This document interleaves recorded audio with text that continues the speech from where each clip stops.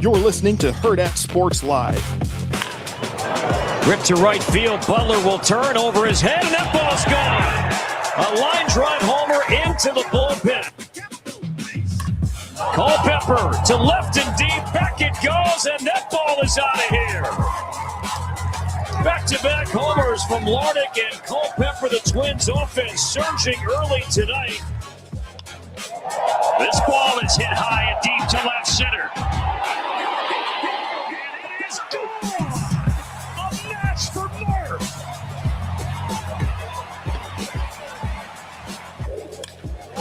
Norby lifts its ball to deep left center field. Take a good look.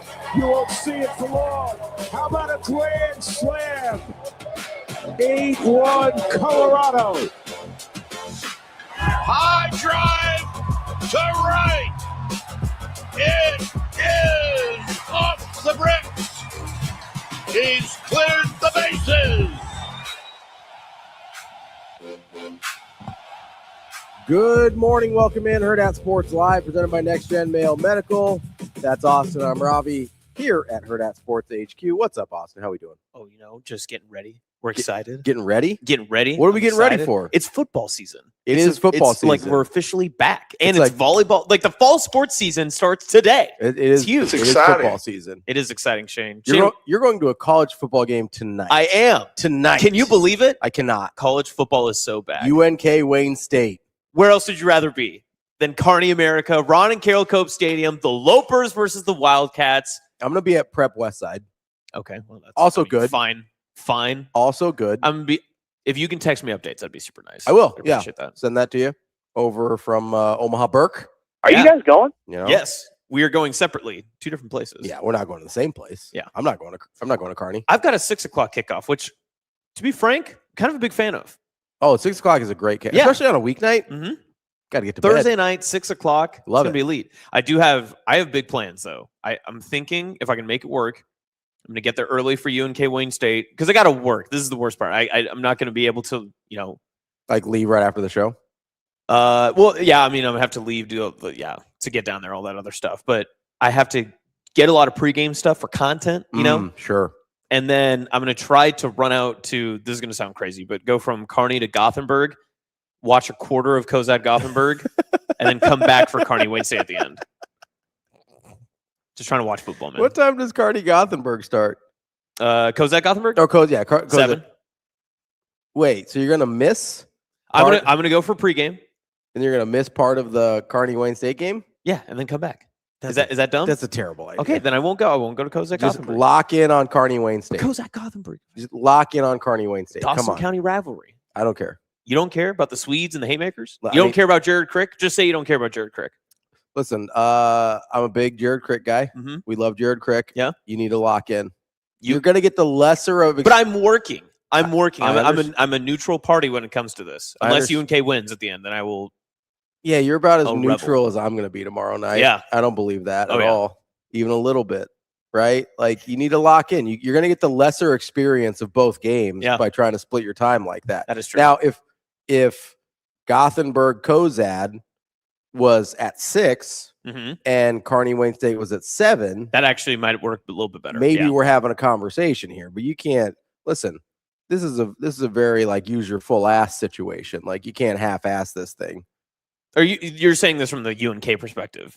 Yeah, you should just go to I mean, because it's the early game. That's your only option. All right. Okay. Unless you're going, unless you're going to leave UNK and just stick at Gothenburg Kozad. No, and I'm not. That was not the plan. Right. Yeah. But it's a college football game that's televised. Like it's going to be a longer experience. So I figured I could get at least like opening kickoff, little quarter, see some the. You're missing at minimum a half. Yeah. I figured. That's a terrible decision. Okay. Oh, geez. You shouldn't Sorry. do that. You shouldn't do that. Goodness. Listen, I'm All here right. to help. All right. I'm here to help, not just with the content, but for you to have the best possible viewing experience. I'm going to let everyone know that you hate kids west of Kearney. That's what it sounds like. You could have just stopped that at I hate kids. Like that was just. You're going to a high school game today. Well, you like football players. I like football. I like football. What are you most excited to watch in that and for Prep Westside? Are you going analytical? Well, I'm fascinated to watch where Prep's at. First of all, I agree. I think I mean, I think the top 4 teams in the state, and I do think there's a gap. It's, Westside, Millard South, and then Millard North, Creighton Prep. Yep. I think I'm with you. I think almost everybody that pays attention would agree with that in terms of the kind of the tiers. Yep. So This is a fun weekend to find out how close those 2 tiers are to I would each other. say because first tier is playing second tier in both games. Yeah. Right. So fascinated to see how close Prep is. This is a group, Mike and I have talked about this. DB and I talked about this. This group of kids from Prep has been playing together and having to start since they were very young. Yes. They took some lumps a couple years ago. They did. I remember watching that. But the first time I remember, I was like, oh, they might end up being okay. Mm-hmm. Is they went to Bellevue West in like week 0. I want to say when they were sophomores.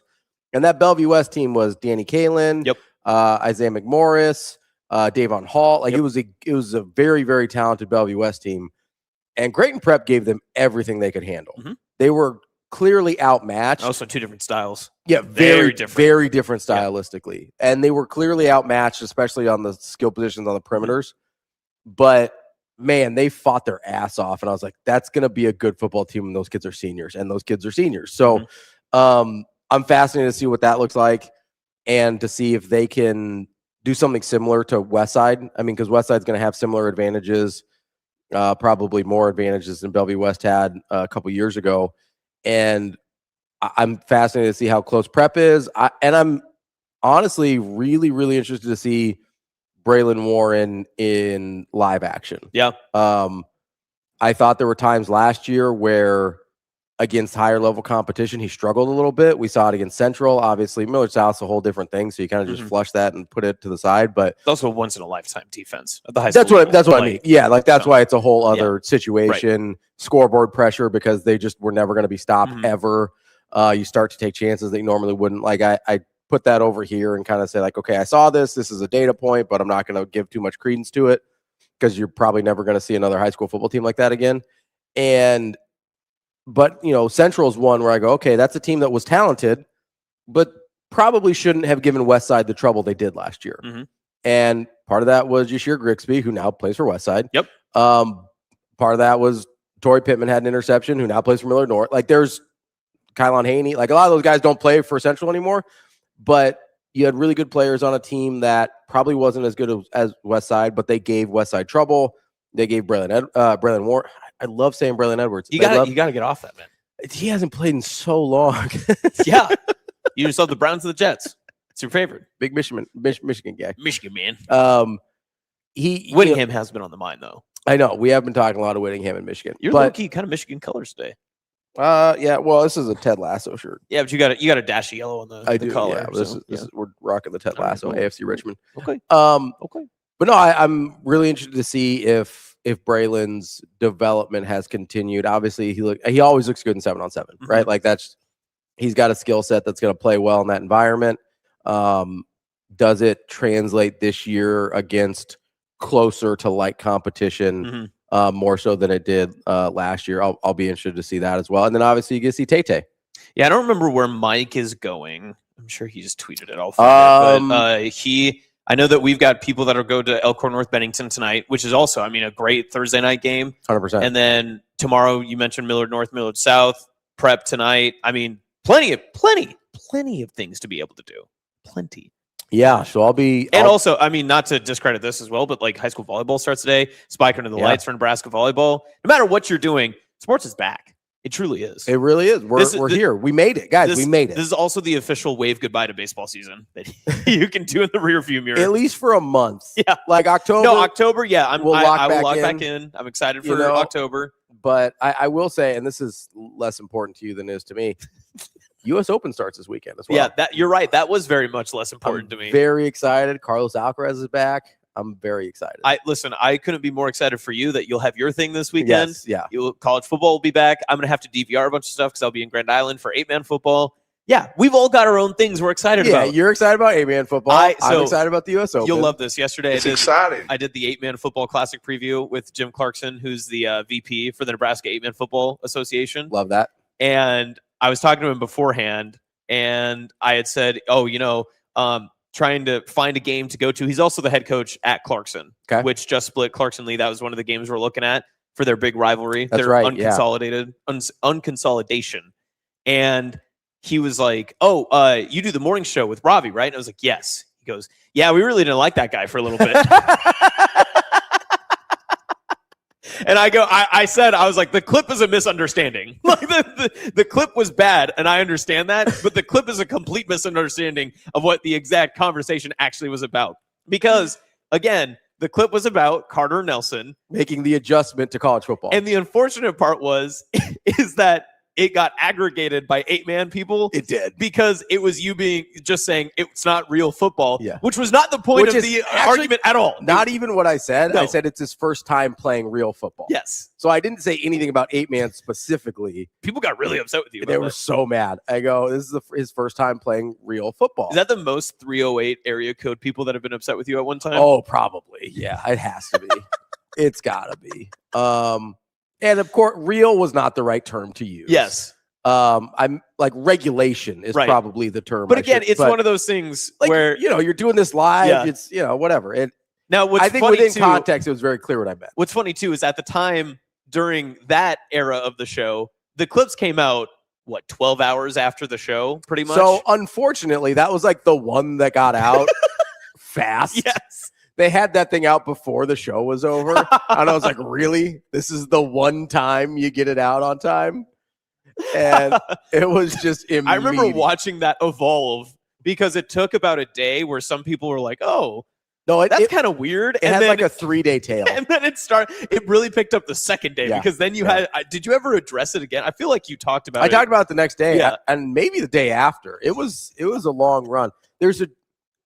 I almost made a Western Nebraska joke there. I'm not going. No, you should. You should. I was going to say, Rico, get ready. Put this. It took 3 days because the dial-up finally caught up to the clip there. That's a great prank. I do love that. That's a great prank. I'll say you've made that joke before. Say it all the time. It's very funny. I make that joke constantly. When I'm at state basketball and I'm somewhat supporting another Western Nebraska team that might be a Sydney rival, I always say, well, the people of Sydney won't see this for a few business days. And immediately, one of my former teachers would text me, "You don't think that we..." Okay, sorry. I love doing that. It's hilarious. And then what's funny is it's like when somebody makes fun of your family and you're like, "Hey, whoa. Yeah, whoa, hey. Yeah, because I can make fun of it. Yes. But somebody says it to 100%. me. Like, whoa. Hey, knock it off. Yeah, exactly. And so, yes, that is very much not what I meant about 8-man football. I actually really enjoy 8-man football. Like, that's the funny thing is I remember watching the title games the past couple years have been phenomenal. Incredible. And so I've never been to an 8-man game, but I've watched the state championships of them since high school. Like I literally remember watching them when I was like a sophomore or junior in high school. And I was like, this is incredible. I love this. And so like, I'm weirdly actually for somebody that's never been to an 8-man game and from Omaha, I actually really, really like 8-man football, which was sort of the ironic thing about the whole situation was like, we're on the same team here, guys. Like, so I realized this in my brain yesterday. Yeah. At minimum this weekend, I'm going to see 5 in-person football games. That's a lot. It's a lot of football games. Doesn't that sound good? It sounds like a lot. It's like an IV of football just right into my veins. Yeah, I'll see 2. I'll see tonight and tomorrow night for high school. And then Which screen does the U.S. Open go on Saturday? So it'll go on the third screen. Okay. It's not. So is it 1, 2, 3? 1, 2, 3? So we've got it goes in order of size, and it goes from right to left. Okay. So we've got the big one dead center. Okay. And that's the 75. That'll be the main TV screen, and then we've got a 65 right next to it, and then a 50. So tennis will go on either the 50 or my computer monitor. Okay. It's not going to get primetime real estate. I understand. Right. I understand where we're at. Do you check it during commercial breaks, or how does this work? Like, I imagine you're locked in here. Yeah. And then you glance here when like plays end or shift. But then when does the third screen? Because this feels like a lot of like almost Michael Keaton Batman body turning. And I don't know if I'm for that. It seems like a lot of ab rotation. I've got it set up where I can see technically 4 screens with my computer monitor from my desk, basically by just looking forward. They're all they're on a kind of a panoramic situation. So I glance between, there's enough downtime in football. You can watch other stuff. That is true. Yes, right? Like famously, there's a lot of like stopping, waiting, play calling, all that kind of stuff. So I've got enough time. I can focus on other things. What's really, really challenging is basketball. There's not enough downtime in basketball to watch multiple things. And volleyball. Yes, volleyball as well. Like there is just not a lot of there's not a lot of downtime. So that becomes really challenging. Football is pretty easy. Football is really easy to watch multiple things. And also when you miss something big, easy to back up and find. Yes, and they're almost always going to show me a replay. So do you feel elite in your how do I say this? Your remote control expertise? Do you feel good in that? Like, I do. Does it need some? Do you need some practice to warm up? No, I feel good on my remote control situation. I mean, if you remember at the College World Series, I was about the only one that could figure out the quad box. That is true. Yes. I was the one. I was like, hey, don't worry, I got this. Yeah, remember World Cup here. We'll get CWS here. Like, I got this. Remember when it finally logged me out and was like, hey, stop! You're not allowed to watch any of this anymore. And I just said, I told you guys, it was going to happen. Like, we ran out. Is that when? Did you have to log in, or who ended up logging in? It wasn't me. It was somebody else had YouTube TV. But I think it was Andy. I think it was Andy. Yeah. It's just funny because as the week went on, less of those channels became available. Yes. And I remember people were like, "What? We can only put on like the U.S. like the golf," and it was slowly locking you down. Yeah, it was. And then finally, by the end of the week, it just said no more. To be fair, part of that was early in the week was them not understanding how to work quad box. That is true. Yeah, like that was they thought they only had certain things available. It's like, guys, you got to create the custom quad box here. Yep. You can't. This is not that hard. The customization of the quad box is elite. Game changer. Very good. I was so happy when they brought that into my life. Now I will say, I'm kind of a fan of a split screen, but I understand why they can't do it. Like how we have our guests on where it's half and half. You can't do that with sports because I can't see zoomed in versions of both. Yes. So I wish that I could do top and bottom rather than side by side. So I could watch two games in like full in the widescreen that way. Yeah, know I get that. I do. Yeah. So YouTube TV. Austin, big top and bottom guy. Listen, you're the only person who thought that. We've been talking ball. Someone's going to be mad about this. Oh, why are they talking so many sports right now? I don't know. Ravi, do you is there like one TV that has volume that you yes. use? Ooh. Yeah. Okay. You have a one volume TV. So what I usually do is on the biggest TV that gets the quad box so I can see the boxes the best. The second TV gets the one game with the volume typically, and then third TV gets the thing that only me is interested in, like in terms of I'll probably never talk about this on the show, but that's the thing that I want to watch and pay attention to also. Unless it's like a really big college football weekend, and then they all get used. But the quad box on the big TV is the hack, because you would think unless it's Nebraska, then Nebraska goes on the big TV. Yeah. But the quad box on the big TV is the move. Otherwise, it's just you got to have as much quad box as possible. So you put in 12 boxes? No, I usually do end up having 6. So I'll do 4, 1, 1. Okay. That makes sense. Yeah, because I want to be able to, whatever game I'm focused on the most, I want to have a full screen. But then I just need, it's sort of the rest. Wait, so which TV gets the quad box then? The biggest one, unless it's Nebraska. Oh, okay, gotcha. I see. Yeah. And then the second one gets the main screen, the one, and then the other one is like sort of my. Do you always watch a Nebraska game with sound? Yeah. Okay. Yeah, I do. Sometimes I don't. Sometimes I feel like sometimes I have announcer prejudice. Yeah.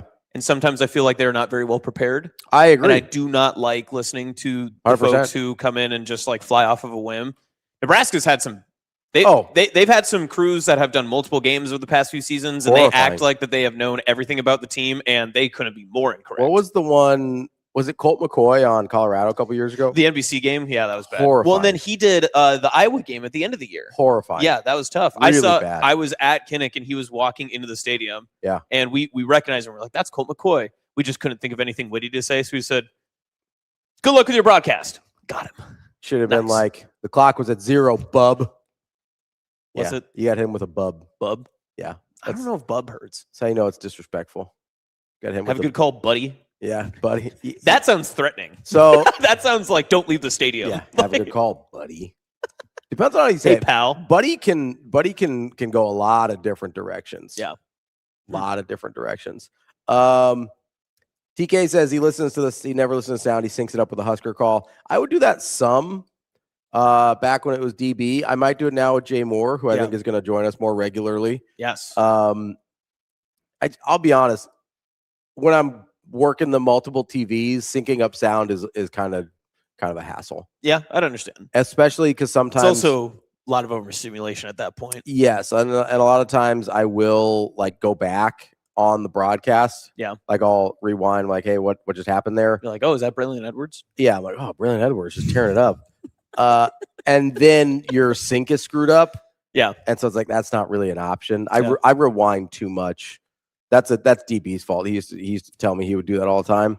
And I was like, oh, that's a good idea. And then I would, so I can't really syncing up the audio when you're rewinding things on the TV is not a good option. I know that the radio replays are available.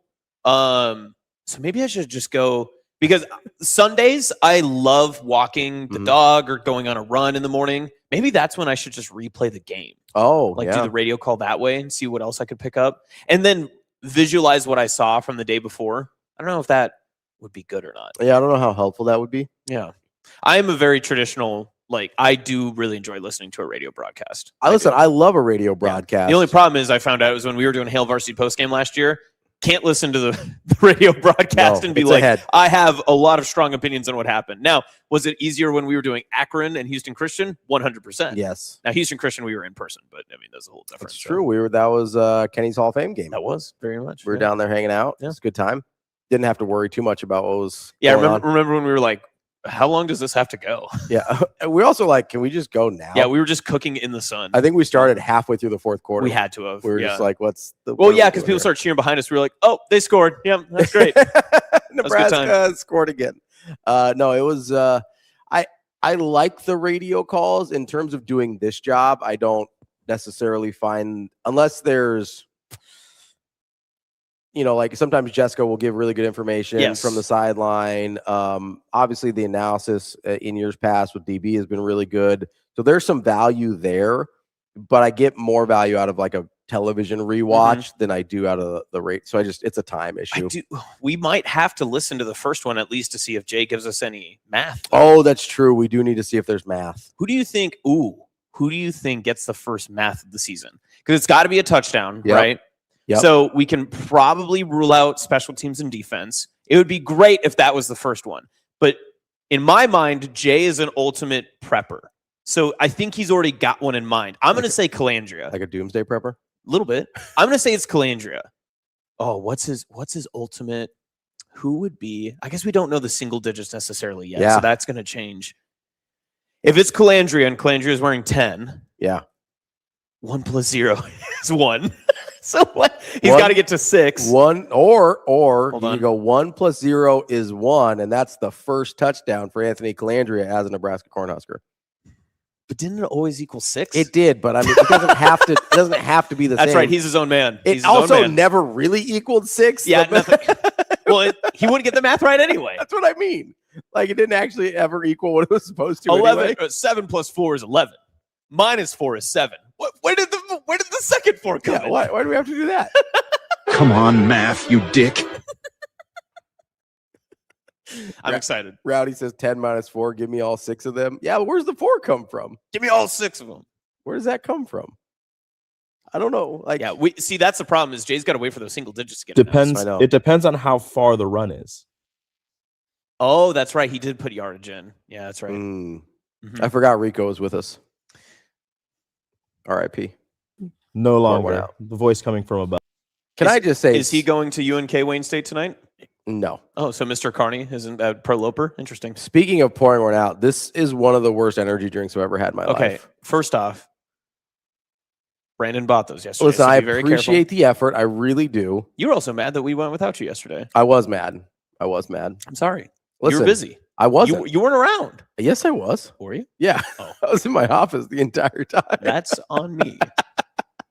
I'm saying I invite you guys to lunch all the time, and then you guys just have a little field. Listen, I pulled an Uncle Ravi, and I bought everybody's lunch yesterday. Yeah. But it was significantly less than what you usually. So I was like, everybody's getting $1.50 pizza slice, and you're gonna like it. That's because you got pizza from like Sam's Club or something. Oh yeah. Listen, I'm smart about it.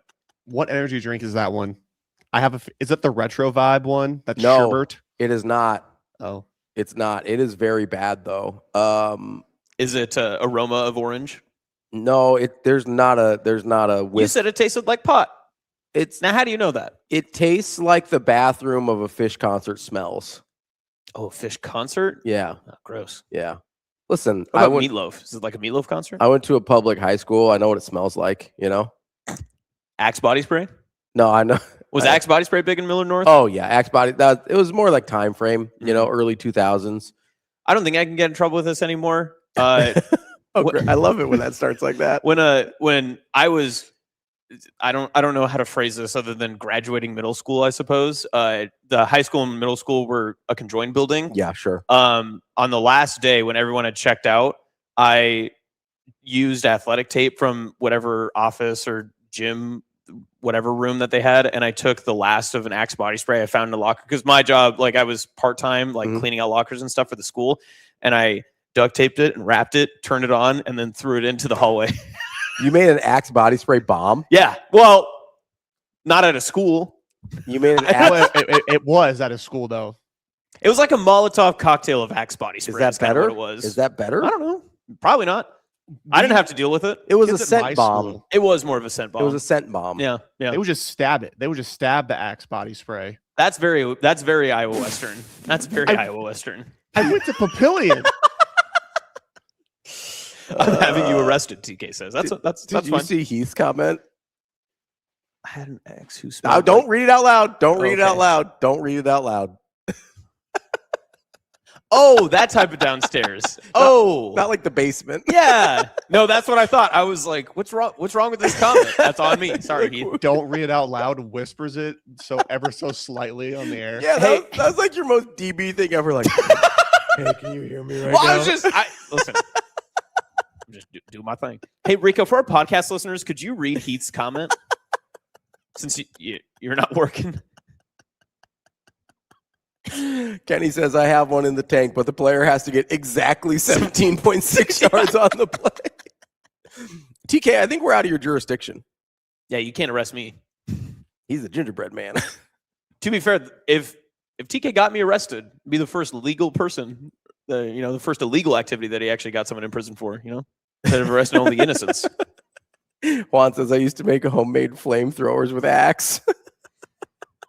Tell you what, Scottsbluff definitely needed Axe body spray. That would have covered up something. Do you imagine you just put that on top of the sugar plant?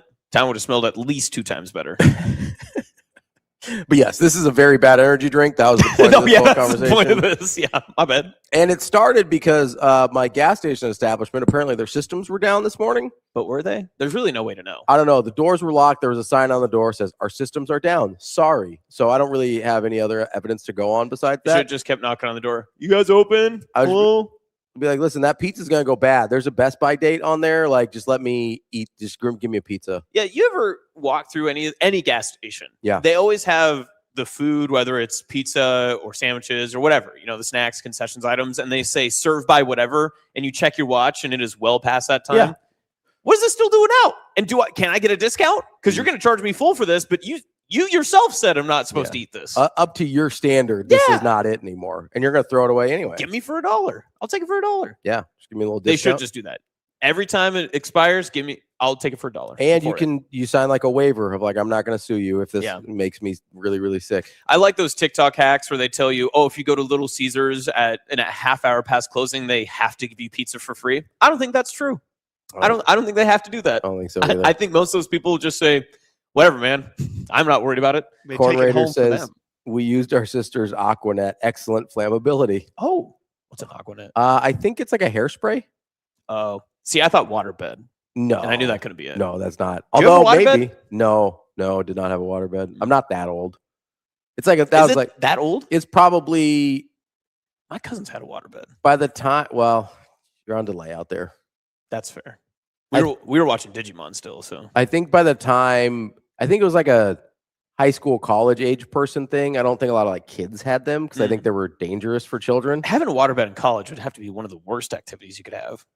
I don't know. But When were waterbeds popular?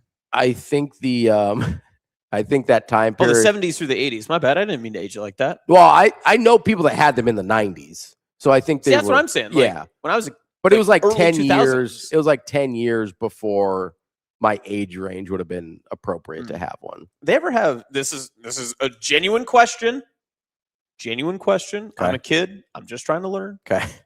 Do they ever have bunk bed water beds? I never saw one. Okay. That would have been revolutionary. That would have been a bit much. Also, here's the problem: is sometimes they leaked. Yeah. So or they would explode. Yeah, they would just burst. Yeah. Basically, kind of like a bad water heater. Like when your water heater that goes water's out. gonna be so nasty. Oh, it's got to be terrible.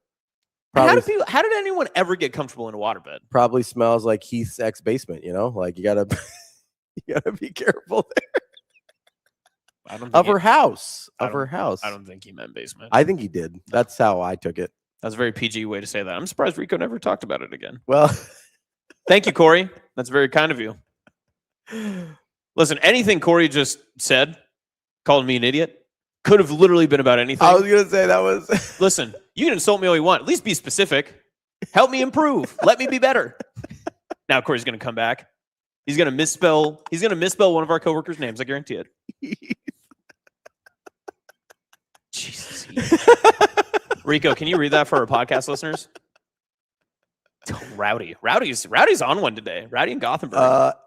Wyatt says, I had one growing up for a while. Corey, bunk bed waterbeds. That was a genuine question. I asked. I was just asking, Corey. My bad. That's on me. I mean, I don't know why it would have been impossible to do. It would have been a bad idea. You don't think someone would have purchased like some marketing agency in the 80s was like, you know what? Kids like waterbeds. Kids like bunk beds. Bunk bed waterbeds. Let's do. Oh, I guess that makes sense. It's too heavy. That adds up. Thank you, Kenny. Oh, yeah, that makes sense. Yeah. You have to like triple frame that thing. Yeah. Better than Step Brothers. That thing. Were you going to say that thing? What was you saying? Things so much room for activities. No, you'd have to you'd really have to hunker that thing down. That's probably not Water practical. is heavy. Water is heavy. It's also wet. Thank you. That's actively wet. That's huge. That's great. Spike Under the Lights, should everything go Nebraska's way today, yeah, you should be able to watch some even tonight, even after high school football. Yeah, especially what time? if it's Burke, because that's just right around the corner from you. Yeah, what time is that? You should get a mobile scooter and you should scooter your way to Burke. So I'm trying to figure out. I really don't want to walk over there, but you don't want to park. I also don't want to park. You want to do the ultimate? Listen, I'm not going to Uber. I'm not going to Uber. I'm not going to. You kind of want to Uber. No, if I do anything, I'll have my wife drop me off. That'd be smart. Yeah. But then she won't want to come pick me up. Do you want? Let's see. Thinking about what time. I think Dr. Katie's off work around that time. You want me to yeah, just have her come pick me up. Hey, can you pick up Ravi quick? You guys can finally have your meeting you're supposed to be having. Are we? Who knows? We got to put this on the books. I thought you were supposed to be there for that too. You should do it individually first. Be like, I just want to make sure you two like each other. Yeah, I should be like, hey, are you sure about this? You know how this looks, right? Should be like, you've met him, right? Like you sure about this? Oh, that reminds Brandon. The meme you have of Pattinson being Chris Hansen, like standing like this, where he's holding beers, very funny. I used that and sent it to someone because I was going to meet up with them this weekend when I'm back in Kearney, and he responded, "This seems kind of offensive." I was like, "To who? Who's this offensive to?" He's just offering you 2 beers. Nothing wrong with that. You know how this looks, right? Yeah, it looks like 2 beers. Me and you having a beer. What's wrong with that? I think Chris Hansen's probably in the low end of people I want to have a beer with. I don't want to get into that psychology. Yeah, he's got some stories. I don't necessarily need to. Interesting stories, things I don't need to hear about. Yeah, better for Dateline, not better for me. Not how I want to spend my free time while I'm having a beer or two. Having a couple of beers. Yeah, that's not. Jason says waterbeds were the memory foam of that era. Oh, interesting. Memory foam. Are people still using memory foam? I think it was like a fad, is what he means. Like the fad of that era. I don't think there's like a 1-to-1. Are you a soft bed or a hard bed guy? I prefer a softer mattress. So you want to sink in, not like right away? I don't want to sink, but I want it. I know some people are like, oh, those firmer mattresses are better for your back. No way. No, those things are terrible. I don't like the memory foam or the hard set mattresses where it's a rock when you lay down and finally you fall asleep and then you wake up and you are sunk into it. I don't want that. I don't like that. I don't like that foam. at all. Yeah. I like ones that are, it's probably like medium firmness, but a pillow top. So like the initial is soft and then there is some support. Yep. I don't want to sink. Yeah. Like I don't I'm like with you. that was my issue. I don't want to be like Get Out, where I'm just like, yeah, drowning. like that was the issue with waterbeds. It's like, how do you get out of them mugs? You know, you're that just is like, true. You can't roll over because you roll over into water. Yeah, you're just no, doing the it's not backstroke. great. You can't be doing the backstroke in bed, yeah. Keith. I mean, you could be. I don't know what other people do with their free time. Adults do adult things, you know. Who am I to judge? Not in waterbeds anymore. Keep that in the basement. That's right, Shane. That's right. Shane, you got a waterbed? No. Did you ever? Yes. I was gonna Oh, say, really? I guarantee he had a waterbed. At what age range or time frame was this? Do you have Mohawk at the time? No. Okay. High school. God. Okay. that's still. Why are you still? Why are I you still powering forgot. through? I forgot. I gotta hold on. I gotta crack a Diet Coke so I have something to drink. That's terrible. My God, that's You bad. should pour it in there. No, I would never. See, I went McDonald's coffee this morning. I Which, wish, by the way, this is my. I put the protein milk in here. It's not supposed to be that color. I was gonna say that's very white. almost as white as you are. Thank you. Yes. Should we check? That's like Sydney coffee. It actually is a pretty similar. Oh my God, that's embarrassing. Look at that. That's bad. That's a very Look at that similar thing. color. That's Austin if he got a little bit more sun. This is. I'm darker than this. No, Don't quote that. Don't Pull it. no. Pull it. Perfect. I do the think trap worked. I do think the coffee's a little darker. It's a different. That is not true. I'm darker than the coffee. You're pinker not than darker than the coffee. coffee. You're more red than the coffee. It's Yeah, different. you're Yeah, because I'm embarrassed. That's you're, why. you're pinker than the coffee. The shades are different for sure. I don't know if darkness is the right. Oh, you think darkness is your ally? No. Anyway, I think darkness is your coffee. So you enjoy it. No, I'll shame about this later. This is too nerdy. What, you gonna have to water beds? No, I've got a real nerdy thing, but I'll ask I would love to hear that. You want to hear it now? Yeah, let's now. ask him. Shane. You're asking me? Yeah. I mean, I'm glad you moved a little bit on the screen there because it looked like you were wearing a Barney shirt. All I see is the. There you go. All I saw was the ARNEY. I thought you were wearing Barney and Friends. Speaking of nerdy, I'm out. I love you. You love me. We're gonna get copyrighted. Stop singing that. Yeah, thanks. Now we can't monetize the podcast, Rico. You're stunned. I have a worse one of that. If you want to hear it, I have a worse version of that. So I had an Under Armour shirt. It was part of Dwayne Johnson, the Rocks collection or whatever, and it said "Rent's Due" on it. It was like a workout shirt. I was doing a show in Lincoln at the time, but I was over Zoom because I still lived here in Omaha and had to have a real job still. And you could only see about the very top of "Rent's Due," and so it just said the top part was rents. So it was RENTS. But you can only see the top half of each of those letters. It looked like my shirt just said penis across the top of it. And like I was hosting with Connor Happer at the time, and we were mid-conversation. And he just goes, "Hey, I'm sorry. What does your shirt say? Can I?" He's like, and I was like, it says rents due. And he's like, "Oh, I can only see like it. I thought your shirts. Yeah, I thought you just had a shirt that said penis on it." Right, I was like, "Happer, who has that shirt? Like, what is that?" Spencer's. Probably 100% Spencer's. Listen. R.I.P. to a mall legend, Spencer's.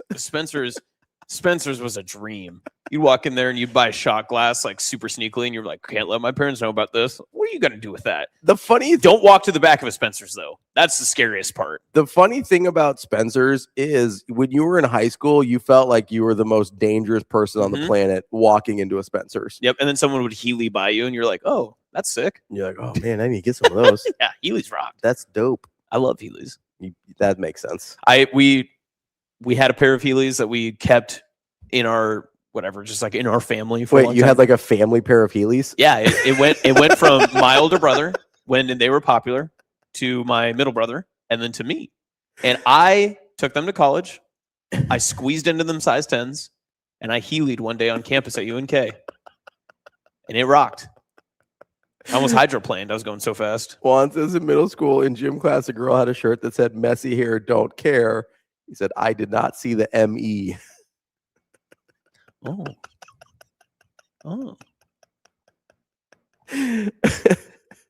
TK says only degenerates went to Spencer's. Yeah, those are the people you're arresting now. I think Spencer's bought Spirit Halloween, and that's just not a good combination. Ooh, that is a bad combo. Oof. Yeah. Those blow-up dolls are a little different between the two stores. You gotta be careful of those things. Whoa. You gotta be careful. I'm just that's The just costumes have changed. TK says Spencer's is a gateway store. Or Kenny says TK says Spencer's is a gateway store to the adult bookstore. Mm-hmm. Oh, that's smut, man. Josh Hoover used to go to Spencer's. That's we have disproven that. Allegedly. We have disproven that. Allegedly, it's been disproven. We can't let a furry win the national championship. We cannot let that. It can't happen. He also can't win the Big Ten. We cannot have him be the representative. No, he cannot. He cannot represent us. It's not allowable in any way, shape, or form. Oh yeah, can't have it. Cannot do it. No Josh Hoover. No Josh Hoover. Throw up your X's. Let's take a quick break here. I want to get to our AC. Rico, I just got to reset here. This is crazy. Rico, do you have the ACC list ready? They are ready and loaded up. Dope. All right, we're going to get to our ACC quarterback tier rankings. I thought this one was easier than the Big 12. The Big 12 was the hardest one for sure. I thought. You thought the Big 12 was harder? Yeah, I did. I thought the Big 12 was harder. This one was interesting. Mustache Adams and Chris Hansen got to start setting up shop in the back of Spencer's. You know how this looks, right? It's fair. Juan, I'm not going to read that, but that's funny. That's pretty funny. That's awesome. I'm Ravi. Let's take a quick break. We'll be right back. More Hurrdat Sports Live. I say this every time people ask me, but she is genuinely one of my favorite people I've ever met. She is so sweet, and I know on the court, like, she's so intimidating and she's so intense, but she's the sweetest human being I have ever met. And she actually came and saw me in May, and I like to take credit for this, but she's actually dating one of my friends from home. He was in my friend group, and I grew up with him since I was 5, and they're in a relationship now, and I like to take credit for it, even though I didn't necessarily do anything. But she comes back to Michigan, and I get to see her, and I'm really glad that we have that relationship, because like we can talk about, you know, our like the experiences that we're having after games, or like what our plans are. Like, she was at the ESPYs too, so I got to see her, and she's just been really fun to like learn from. Volleyball and as a person, and our moms are really close, so it's fun that like we all get to all hang out and like take our minds off of volleyball for a little bit. But I can't say more good things about her. Like, there's so many, I don't even have any more to say.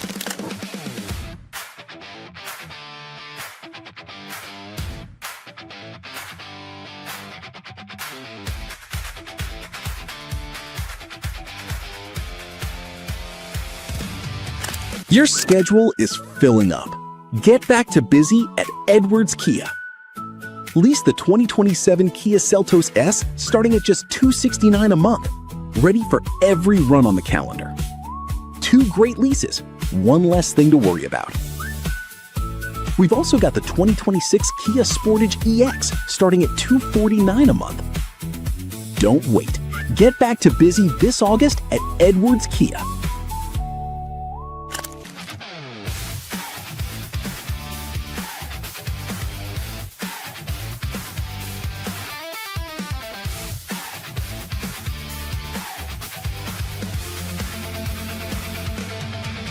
He's got great energy. You know, he's talked about his competitiveness. You know, he's as fiery as anybody when a successful play happens. He's as fiery as anybody when a play doesn't happen. You know, I heard Coach say that we're trying to win every play, and he's invested into every play. You know, things that we talk about as a team is, you know, we'll learn from that next play and move on. You know, sometimes there's too much emotion in maybe a play that transfers into the next play. So that's something we constantly strive to. Hey, let's put all our emotion and emphasis on a play, but once that happens, let's learn from it and move on.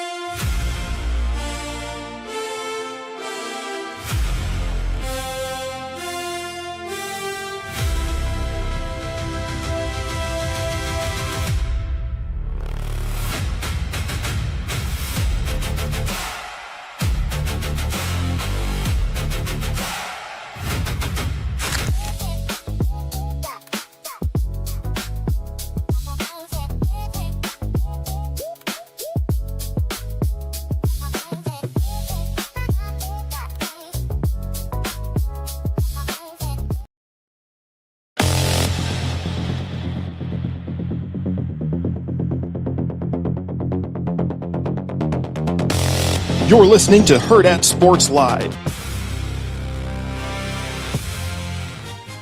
Welcome back, Hurrdat Sports Live. That's awesome. I'm Ravi here at Hurrdat Sports HQ. We are having a great time here. Something like that. Definitely not talking about all sorts of things.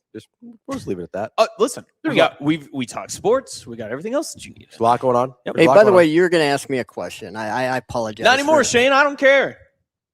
Sorry. That window is shut. All right, Barney. Great prank. Rico, we're gonna do our quarterback draft tomorrow. Do you have the winners, the listeners that are gonna draft? I do. Okay, good talk. Would you like? Do we know who they are? Would you like to share that with the class? No, I would not. Yes, I would Okay. like to share it. Give me 2 seconds. All right, buying time for Radio Rico. It's totally fine. So we've got 4 listeners that are going to draft with us tomorrow at 8 a.m. Rico is going to message you. So keep an eye out on your Discord private messages because that's how he's going to contact you, and then he'll get you the StreamYard link. It'll be my team, Austin's team, Rico and Brandon's team, Tim's team, and then we will have 4 listeners draft 3. as well. We will have 3 listeners draft as well. And then we will have our categories. We've got each from one of the power conferences. Yep. 1 from the group of 5. And then 1 wild card that you can pick after you've gotten all your other conferences down. Okay. Perfect. 6 total quarterbacks. So our 3 listeners are Mesa Josh, TK, and Colson. Oh, because there you Funky go. Giblets was going to join, but he had a meeting scheduled right at 8 o'clock. Funky. You gotta tell Dang those. it. You gotta tell those guys the GTFO, man. I've got a more important meeting to get to. Yeah. God, Be that's like, tough. hey guys, we've got important things. You know what? Totally fine. More quarterbacks for the rest of us. There's going to be someone's going to have a tough time. Oh yeah, we're gonna have some crappy quarterbacks. So that's why I wanted enough people. And we're snake drafting, correct? Yeah, I wanted it to be difficult Mhm. to draft by the end of it. Like I wanted there to be tough choices to be made where you're like, oof. It does. Am I really looking at Isaiah Marshall here? Yeah, it does make the drafting very interesting depending on how you evaluate how deep the conferences are. Yeah. Because if it's a priority to get the best quarterback in a conference first, that's it really depends on where you sit on the draft. I think We've also got to determine a draft order too. We might have to do. do random generator on that. I do The think this ACC quarterbacks are going to be hard to like. I think like the first 2 people to pick ACC will have that conference on lock. Well, I'm glad you brought up the ACC because we've Why done is our that? we've done our tier rankings in the ACC. We do. We have them, and Rico has the graphics ready because I Let's go. sent mine before 9 o'clock last night. Wow. I sent mine late this morning. That's on me, Rico. I'm sorry. That's totally on me.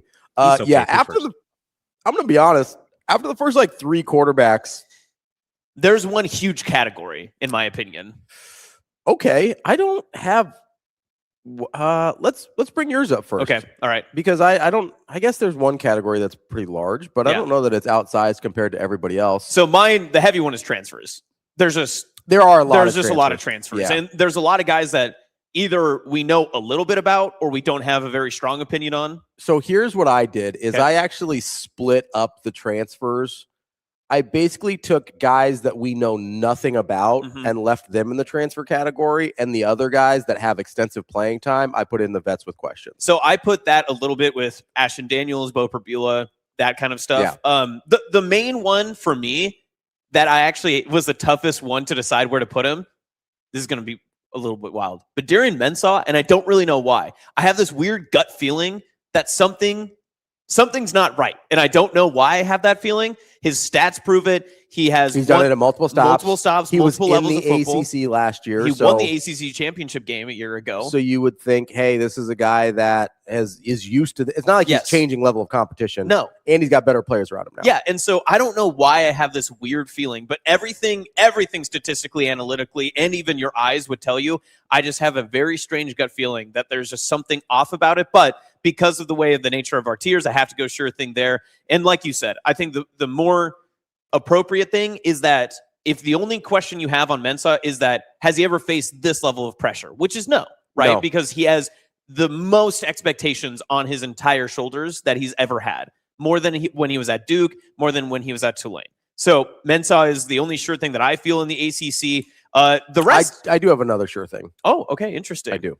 So I floated putting Kevin Jennings in my sure thing. He was not my sure thing. So the only reason I did is because at this point, we kind of know what he is. We know that he's going to throw picks. We know he's going to take chances, but he's been fairly consistent. He has. My one question with him was, can he cut down on the turnovers? 100%. And that's why I put him in that cacategory too. My other sure thing is CJ Bailey. I like CJ Bailey a lot. He's been very consistent, even as a true freshman or the first year he was playing 2 years ago.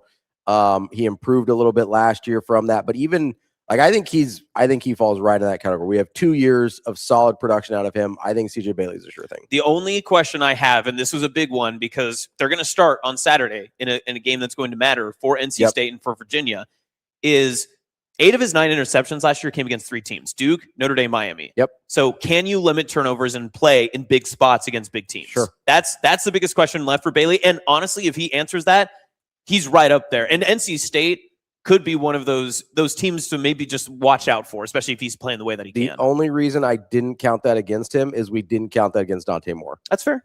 Is we put him in the sure thing category still. Overall, I think the production is, hey, this guy is going to get you probably 3,000 yards, 25 touchdowns. Like I feel very confident CJ Bailey is going to provide that. I think the only difference for me was in the Dante Moore to CJ Bailey conversation, which I mean, arguably we're probably the only show that's probably made that sort of comparison, is that you can say that the team around Dante Moore will help him out a ton, uphold him a little bit more, that he doesn't have to have the biggest or flashiest performance. CJ Bailey has to play well. I will say CJ Bailey has 2 years of consistent production and Dante Moore has just the one. So that's very true. I think there is a balance there. I don't have a huge problem not putting CJ Bailey in the sure things. I did. I had Kevin Jennings in my one question to answer. So talk to me about how you differentiated with the veterans with questions versus the transfers. So this is where things got interesting because you're right. There are a lot of transfers that almost fit closer to the young guns category, like Alberto Mendoza. What have we really seen from him? Like, truthfully, the Boston College guy came from, I think, a Division II or an FCS school. He was a Division II, yeah. Billy Edwards Jr., we've seen him in multiple spots, but we haven't seen enough of him. He barely played at Wisconsin. He got hurt in like the first series of the first game a year ago. This is his 3rd location that he's been to in college football. I just don't feel confident enough to say I know what his issues are, even though that he has been to multiple spots.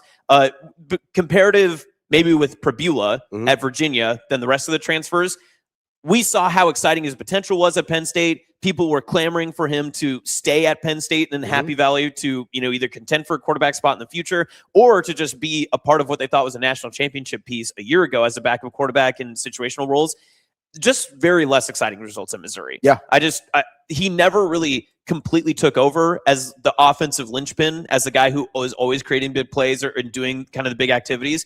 I thought Prabula was more of a, what is your ceiling rather than what is your floor? Because I feel like we saw a lot of the floor at Missouri more than we ever saw what his high potential could be. And then Ashton Daniels at Florida State, I threw in there late because I did forget late. I was like, I'm missing a school. Who is this? And truthfully with Daniels, it's more about the Florida State part of it. But with Daniels too, it is, what can we expect? How are you going to elevate this roster and where Florida State needs to be? Yeah. Are you going to play well enough to basically save Norvella's job? And I have a lot of questions on if Florida State's going to be able to do that. Yeah, so for that reason, I put Ashton Daniels in the Iowa QB. Wow. Okay. I have 3 guys in the Iowa QB category. Okay. You can flip over if you'd like, Rico. I've got Davis Warren, as you did, because I just don't think he's very good.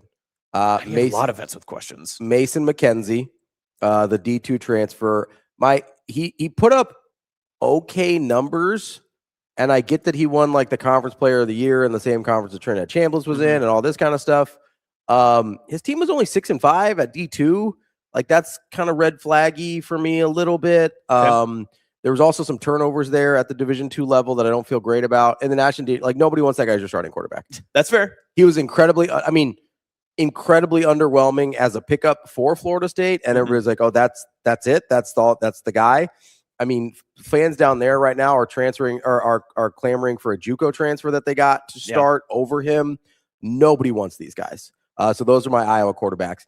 The differentiation I made between transfers and vets with questions. The transfers, basically, none of them have started full time. Yeah, I mean, Lincoln Kienholz is one of the more interesting ones from an upside standpoint. Yes, yeah. and but we just haven't seen any of his play. Exactly. We've heard about him, Yeah. right? And Same thing keep with hearing all this other stuff, quarterback battles and how close it was and da-da-da, but we've never seen him in full action. Same thing with Ethan Grunkmeyer. We've heard a lot about him when he was at Penn State. More tape on him, though. Got a little bit of tape on him last year But after they were also so run heavy. Yes. When he was their starter. So I don't feel like we know much about him. Same thing with Walker Eget and Alberto Mendoza. All transfers, just don't have a lot of information on any of these guys. Do you have an opinion between Franklin going with Grunkmeyer rather than Prabula? I think last year hurt Prabula a lot. Oh yeah, in that sense, I think, and I do think a lot of people look at Grunkmeyer as just hyper talented. Mm-hmm. That was sort of the narrative about him last year after Aller got hurt, and I think James Franklin just looked at him and was like, I like that he's a little bit younger. Yes, it has more eligibility. Left, and I think a lot of people look at him and say his upside is higher. So I don't. Especially after the year that Prabula had at Missouri, like I wasn't surprised by that at all. Mm-hmm. Like he finally got his chance and did not do well. I think there is a top shelf of the best versions of some of these ACC quarterbacks, and then there is a whole lot of mid. Yeah. There's a whole lot of gray in this conference when it comes to that. I thought the young guns were super easy. Mm-hmm. Just you had two guys who played well last year as true freshmen. Let's see what happens. Yeah. Like I thought that was a very clear-cut category for me. As I mentioned, I've got Bailey in Sure Things instead of Vets with Questions, or instead of one question to answer. Kevin Jennings, like if he can cut down on the turnovers, SMU probably wins that league. Yeah, that's a really good team. If he can not give the ball away against higher level opponents, SMU has a great shot to win that league. I don't know what their schedule is. It's basically, I would think, them and Miami. Yeah, I mean, Miami is going to be the favorite, as they should be, Yes. right off the top. I think Virginia is a little more active, but with Prabula being the quarterback. I also just don't think they're talented enough from a top end standpoint to be in the Miami conversation. Yeah. I think SMU and Miami are both very good and could definitely win the league. SMU, Florida State in the Labor Day opener? Yeah. Interesting. Well, Monday night. Florida State has a Saturday game this week. Oh, so they get a game ahead? Yeah, That's big for they're them. it's like Louisiana Monroe, maybe. Mm.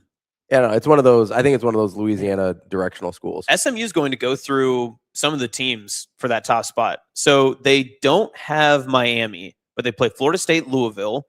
They have Virginia, Cal, Virginia Tech, and then Notre Dame in their second to last game of the year. Obviously, Yeah. Notre Dame's not going to matter in the ACC conversation, but No, but the rest of them, they're gonna have to go through it. yeah. I mean, you win all those games, you win the ACC. Yeah. So we're going to take a quick break here. We've got Scott Dochterman coming up next.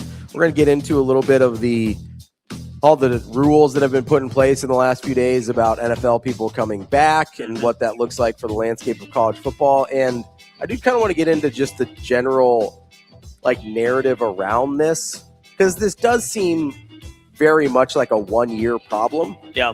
That we're making a lot of. So I don't know. I want to get into that with Scott Dochterman. Don't forget the Castellanos of it all, too.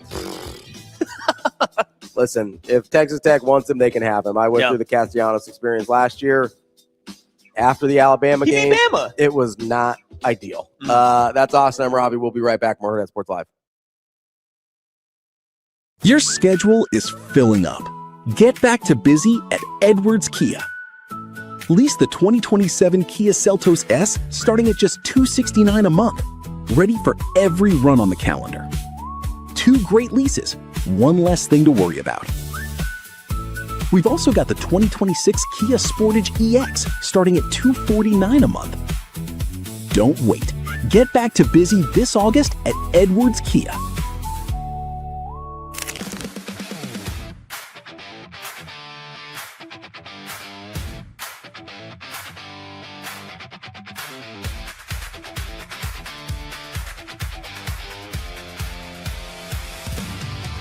What was it like being coached by Bo?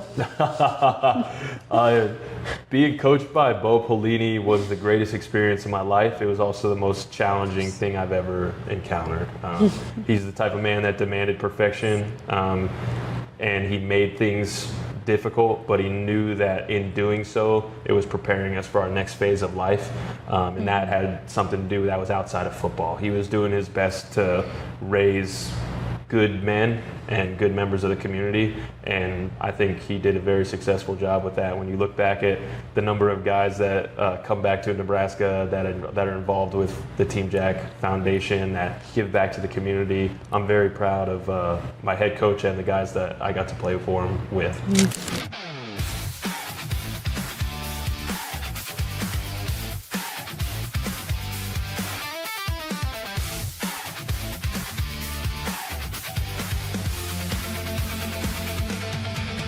I think that there's just so much to think about, and there is just a lot of pieces and parts, a lot of pros and cons, and we suspected that it might get passed, but I think that our class was really trying to just stay present and stay in the moment, and I think that's even for me now, is to just take that opportunity and to really think about all the possibilities, weigh all of my options before I go and make a decision, because this is my future. So I think that it's not just a small decision that I'm like, oh yeah, I'm gonna stay or I'm gonna leave. I think that there's way more to think about than just, oh my gosh, like I should stay for this. Like people are like, oh, well, there's a lot of money here and there's a lot of opportunity, and that's great, but I kind of have to decide what is it about for me and why would I stay or why would I leave. But yeah, I don't think it's as clear of a decision as people might think it is.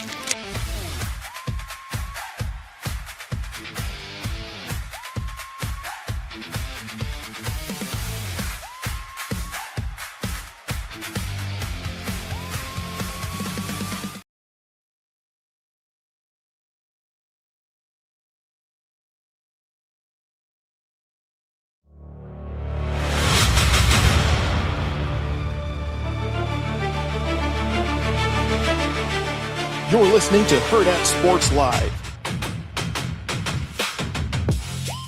Welcome back, Hurrdat Sports Live, presented by Next Gen Male Medical. That's Austin. I'm Ravi here at Hurrdat Sports HQ. We are joined now by Scott Dochterman from The Athletic. Scott, how are we doing this morning? I'm great. How's it going this morning, guys? It's going very well, Scott. Very excited to be able to talk with you. How have you been able to handle all the news and new rulings that have been coming across college football over the past, what's it been now? 8 days? A week? I mean, it feels like this changes rapidly every single time that we refresh any of our timelines. You know what? I can't wait to lose my mind over a bad call or something at a football game. Somebody's, it's getting so old. I mean, it seems like this entire year has been nothing but court rulings. It's been nothing but Congress. And, really since going back to this amazing performance in January by Indiana, all we're talking about are all the things coming on and off the field or off the field. And it's like, I feel like I'm so far behind in my prep for who's actually going to be playing these games and who's good and who transferred to what school. So it's been very difficult to keep track of everything, but it is an important part of it because if Daquan Wright can actually play and suit up for LSU, I mean, it makes LSU it could mean the difference in one game, which may mean the difference between whether LSU goes to the playoff or a fourth Big Ten team. So it's just really it's a really an important part of the sport, and it's unfortunate because we just want to write about the games at this point. Scott, yeah, I'm curious because it seems like in terms of the actual play on the field, the sport's in an incredibly healthy place, partially because of NIL, right? You have a lot of guys coming back to school that maybe would have been mid-round draft picks because they're like, well, I can make more money coming back to school than I could as a fourth-round draft pick. So the quality of play is actually really, really high. But then off the field, it's just a total mess. Like that dichotomy is like really strange to deal with as somebody that covers college football for a living. Oh yeah, it is really difficult because, as you said, I mean, on the field it's been great. I mean, the product is really it's never been more popular across the board. It used to be popular regionally, now it's popular nationally and regionally, and I think that's what's made it so exciting. I think NIL and the transfer portal, people don't want to poo-poo both, but in some ways it's been better for the sport because with the transfer portal. Now if your team loses a lot, they can go out and get a better player, and then for the players themselves, they can improve their livelihoods, their draft status.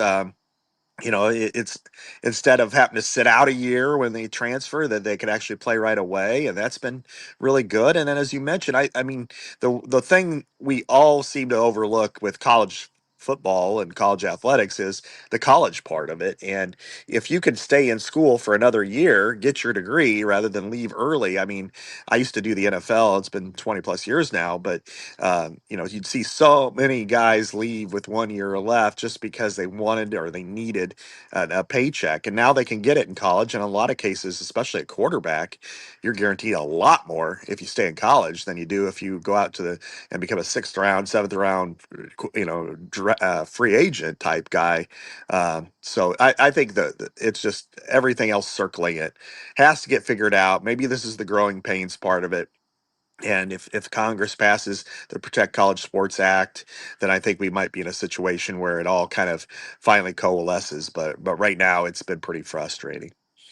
Scott, when it comes to this entirety of the offseason that's been going on so far, it feels like you mentioned, from the national championship game, we had the Sorsby ruling, and then we've had the NFL additions that have come onto rosters now just weeks before, or days even before, the college football season starts. At this point, are you tired of saying, oh, I can't be surprised anymore, or I'm shocked that this happened? Like, do you feel like we're getting to a point where nothing will be a surprise when any of these rulings come down, or what could happen next in college football?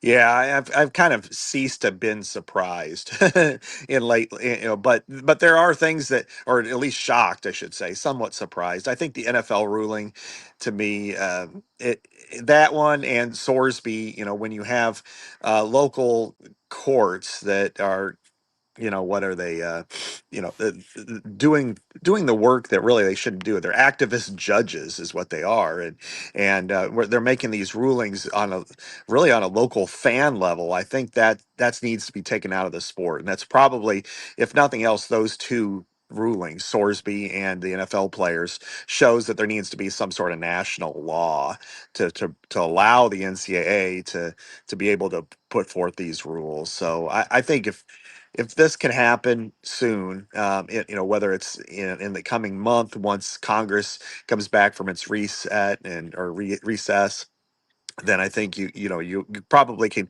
at least get some sort of balance. Because if it doesn't happen, then I think what you'll see is the SEC and Big Ten specifically, not necessarily break away, but really form their own rules and do their own thing. And I don't think that's healthy for the sport either. Scott, when you're looking at this situation, specifically the NFL players, because I know there's some of the conferences have made rules about professionals in general being able to play for them, but let's stick with the NFL players specifically here. Do you think maybe, I don't want to say it's overblown, but it does seem like a limited time problem in terms of the 5-for-5 ruling? Is it naive of me to think that, this wouldn't be an issue moving forward, and it's just specific to the guys on the 5-for-5 ruling being left out from last year? Or do you think there is a probability that there would be a larger issue on this moving forward? The NFL thing is just a 1 year. This is just a 1 year issue, and it's just one. But and because, as you said, this is just detailing 5-over-5. In the future, you're not going to have this except for maybe somebody who leaves early, goes to a camp, gets cut, and but I think there's the precedent as well, because you just don't want that. You don't want somebody that, whether, let's say they left after year 3 and they go to a camp, they get drafted later than expected.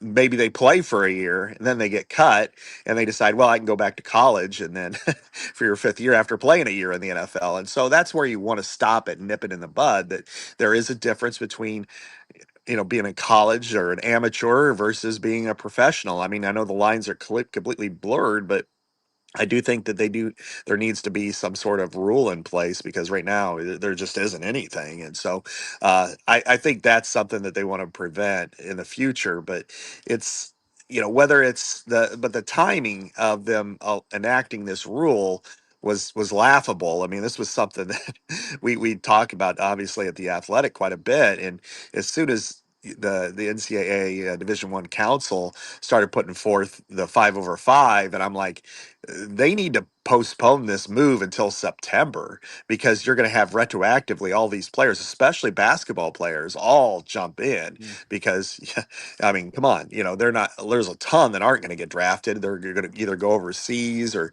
go to the G League. That'll never make anything close to what they will in college basketball, and lo and behold, that's what we've seen. So, I think, but with football, you hope that this is just a 1 year thing, but I think this scenario I spelled out there, where somebody leaves after year 3, plays a year or two in the NFL, or a year in the NFL, and have one more year and come back. I think that will definitely happen. Well, what would you say to the people that make the argument that, I mean, why shouldn't these guys have an opportunity to come back? They haven't played in an NFL game. They have, according to the judges' rulings, have an extra year of eligibility. For the guys that haven't, that either have been cut or have not, were never signed, or things like that, like a Tommy Castellanos, what would you say to people that's like, why shouldn't they be able to come back and play for this last year? I don't, I guess I'd be interjecting more of my own opinion on this. I don't necessarily have a problem if somebody went undrafted. Stephen Daly, for instance, at Indiana, Tom Castellanos is another one, but specifically Stephen Daly, he got hurt last year in the Big Ten after the Big Ten championship game, given a high five, didn't get drafted, wasn't in a camp. Um, and I don't think that's a big deal. I think that's an extension of the 5/5. I think where it does draw on the line is you've been in an NFL draft, in an NFL training camp, and you've maybe played in preseason games or something. I think that is where you start to look and go, okay, now is there a line of separation, or is there no separation whatsoever? And it's, establishing that these players have already gotten paid. I don't think that people have it's so blurred these days that it's hard to really, figure out who is a pro and who is an amateur. But I think if you allow them to say, "Hey, I'm going to go to the Ravens, and then I'm going to come back and go to Iowa, or go to, in Daquan Wright's case, sign with the Browns, get cut in training camp, and then hit the transfer portal, and then go from Ole Miss to LSU." I mean, that's. That just doesn't feel right, and I think sometimes we don't. Everything is getting stretched so far in the rules that you really want to prevent this, because we talked about it with basketball last year. Where players are getting drafted, and then coming back, and I just don't think that's right for college athletes. I mean, you think about the 18 and 19-year-olds who are entering college football or basketball, and then next thing you know, oh, here comes a guy from the NBA or the NFL that's coming back and playing. I think at some point you got to draw the line, and so if you sign as a professional, I think you should not be allowed to play in college sports.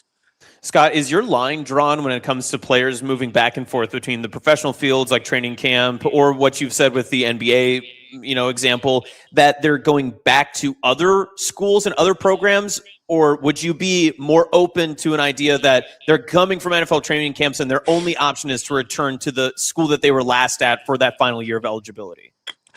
I guess I haven't thought that much as far as to offer my opinion on it. I just think it just doesn't look right. It's like, hey, I Daquan Wright's case, I was at Ole Miss last year. I went to the Browns, and then all of a sudden I'm going to hit the portal, and then I'm going to go to one of their biggest rivals in LSU, which just happens to have my own old coach. But then again, you could probably convince me that it's not that bad if you're talking about an FCS player who maybe signed a free agent contract, and maybe they went to I don't know, South Dakota State or something like that. And then all of a sudden it's like, hey, they were pretty good. Maybe they were FCS All-American or All Missouri Valley Conference player. They go to the Vikings, they get cut, or and then all of a sudden Minnesota wants them, or Iowa State or something like that. I'd probably be like, that's not so bad. So I guess it's all relative. I just feel like once you sign a pro contract, that should end your amateur status. But again, the courts have one court has ruled otherwise. And I guess we'll see.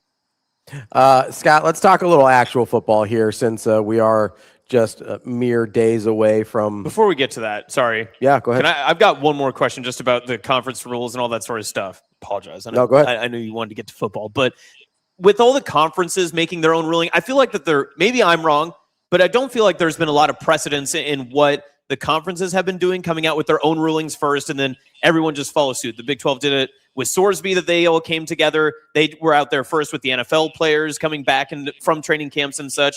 Do you think that this is a long-term benefit, or do you think it could hurt long-term for those conferences starting to get a little bit more individualized and asserting their own rules, not only across their conference, but also just in how they compete in college football? It's kind of going back to the past in some ways. I mean, what we saw, yeah, up until maybe the 2000s, where there wasn't a lot of uniformity in certain things. I mean, Prop 48, I guess it'd be, in the 90s even, where different conferences, some were allowed to sign way more players than others. Some were allowed to sign players who didn't academically qualify, and others did. And there's been more uniformity probably in the last 30 years than there were in the previous 100 when it came to college football. So I don't have a problem with this. And in fact, it's probably healthy in this specific case that the Big Ten came out first, the SEC quickly followed, the Big 12 has followed. And that is that they're doing it individually. But I also think for all of them not to do it would be a smart move too. And because you always worry about collusion. And in this case, if all the conferences, especially all the power conferences, decided in uniformity to enact these rules, then next thing you know, they're going to be charged with collusion as a cartel, and that could really be add more stress to the already stressed system. So I think this would be it's probably good that and healthy that some of them are enacting it. And then if Congress doesn't get involved, it's going to be a lot of this because the SEC and Big Ten will start pushing forth its own rules. All right, Scott, let's talk a little bit about actual football since the offseason has been such a mess. And, we've gotten through all that. We're finally within a couple days of seeing actual football being played on the field. Is there a narrative or a storyline that you're most interested in terms of on-field play? Obviously it's like, can Indiana keep this up? Can Oregon finally break through? Like, is there one of those that you're like, hey, this is one of the things I'm most interested in seeing this year? I would start with, can the Big Ten win 4 in a row? And I would say the odds are fairly decent that they can. I mean, I think you have 3 of the top 6 teams ranked wise, but maybe 3 of the top 4 or 5 teams in the country are competing in the Big Ten. And I think to me that's where I start, mainly because I cover the Big Ten. But Ohio State, Oregon, and Indiana all can win it. Any of the 3 can win it all. And so I probably would start, if you want to single out one team, it's probably Oregon. Can Oregon finally get over the top? It's never won a national title. It's been very close. It's played for a national title a couple of times. And 2 years ago, it was the number 1 team in the country and got beat decisively by Ohio State in a rematch. And last year made it to the semifinals, and then Indiana popped it. I think Oregon has the roster to win it. They have the best defensive line in the country, one of the best returning quarterbacks, a plethora of skill position players who could do it all that were injured last year in a lot of cases. Evan Stewart's coming back after an ACL. I think he's really good. DeCorian Moore was one of the best players in the country. They got a great tight end, good running backs, terrific offensive line. So that the ones that are returning. And so I think this is, can Oregon get over the top and win it? And kind of in hand, can the Big Ten continue to establish itself as the best conference? Because head to head with the SEC in the postseason, it's over the last 2 years, it's 8-2. It's 22-10 overall. It's had 6 different teams advance to the semifinals in the last 3 years. I think this is, I think to me that's the story. And then the flip side of that is, can the SEC return to what it considers its dominance? It was the dominant force in the sport for 2 decades practically, and at least a decade and a half. And can it, reestablish itself? But with the fact that it adds a 9th game, how is that going to impact it when it comes to playoff selection? Because half the teams are going to get one more loss, and I think that will impact somebody like an LSU or an Ole Miss or Texas A&M, Oklahoma, teams that are could be 9-3 instead of 10-2, and when it comes down to it, they may not get into the playoffs. So I think that really is what stands out to me going into this season.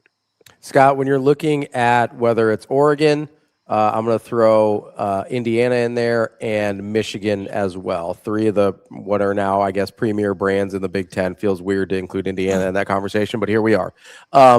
More interesting in terms of changes for you. The both coordinators at Oregon, the quarterback at Indiana, or the head coach at Michigan?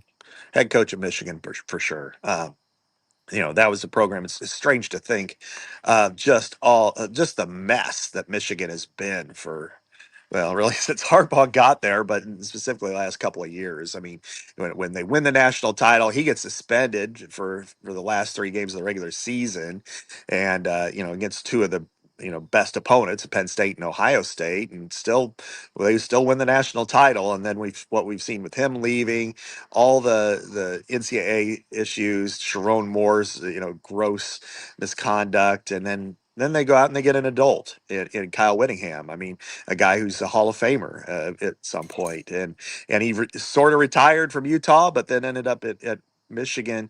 How is that going to work out? And then you throw on the fact that Michigan has an incredibly talented quarterback who was the #1 overall recruit last year and played as a true freshman. And he flashed, but he's also is very inconsistent.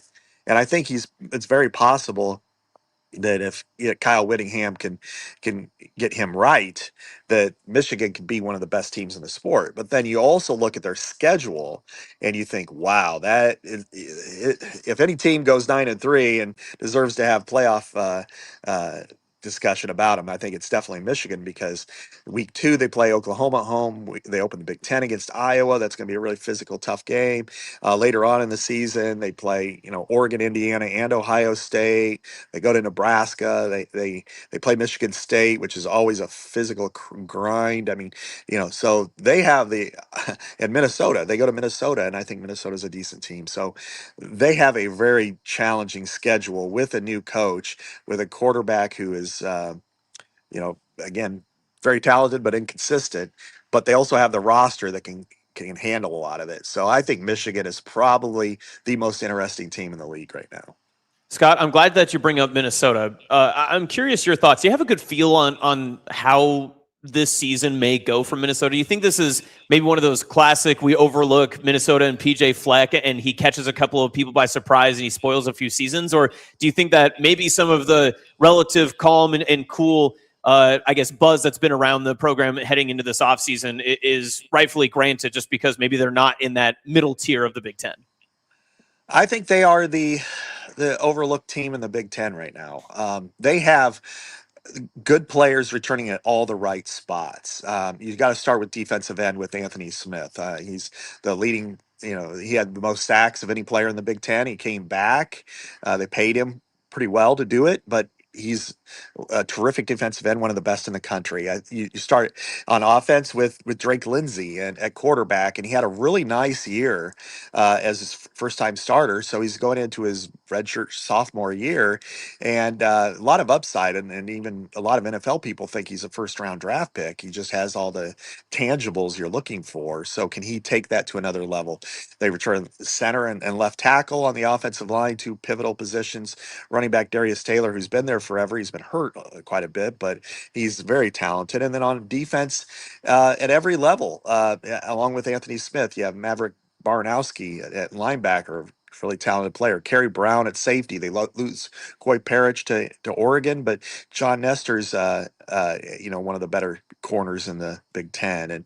And so at all these really pivotal positions, they have guys returning. And PJ Fleck, has only had one really outstanding year, you would say, in 2019 when they went 11-2, but he's had a lot of solid years. They've been bowl eligible in just about every year. They've competed with a lot of really good teams, and so I think that they are, at some point, they're going to have one of these years that they will come out of nowhere and put themselves in, maybe they're in the top 20, maybe they're in 9-win territory, or, on the periphery of the college football playoff. And it wouldn't surprise me at all if it's this year. They have obviously some difficult games. They play, Michigan right off the bat, and week 2 in the Big Ten. They also play Oregon later, Iowa, which PJ's never beaten them in Minneapolis, so that'll be tough.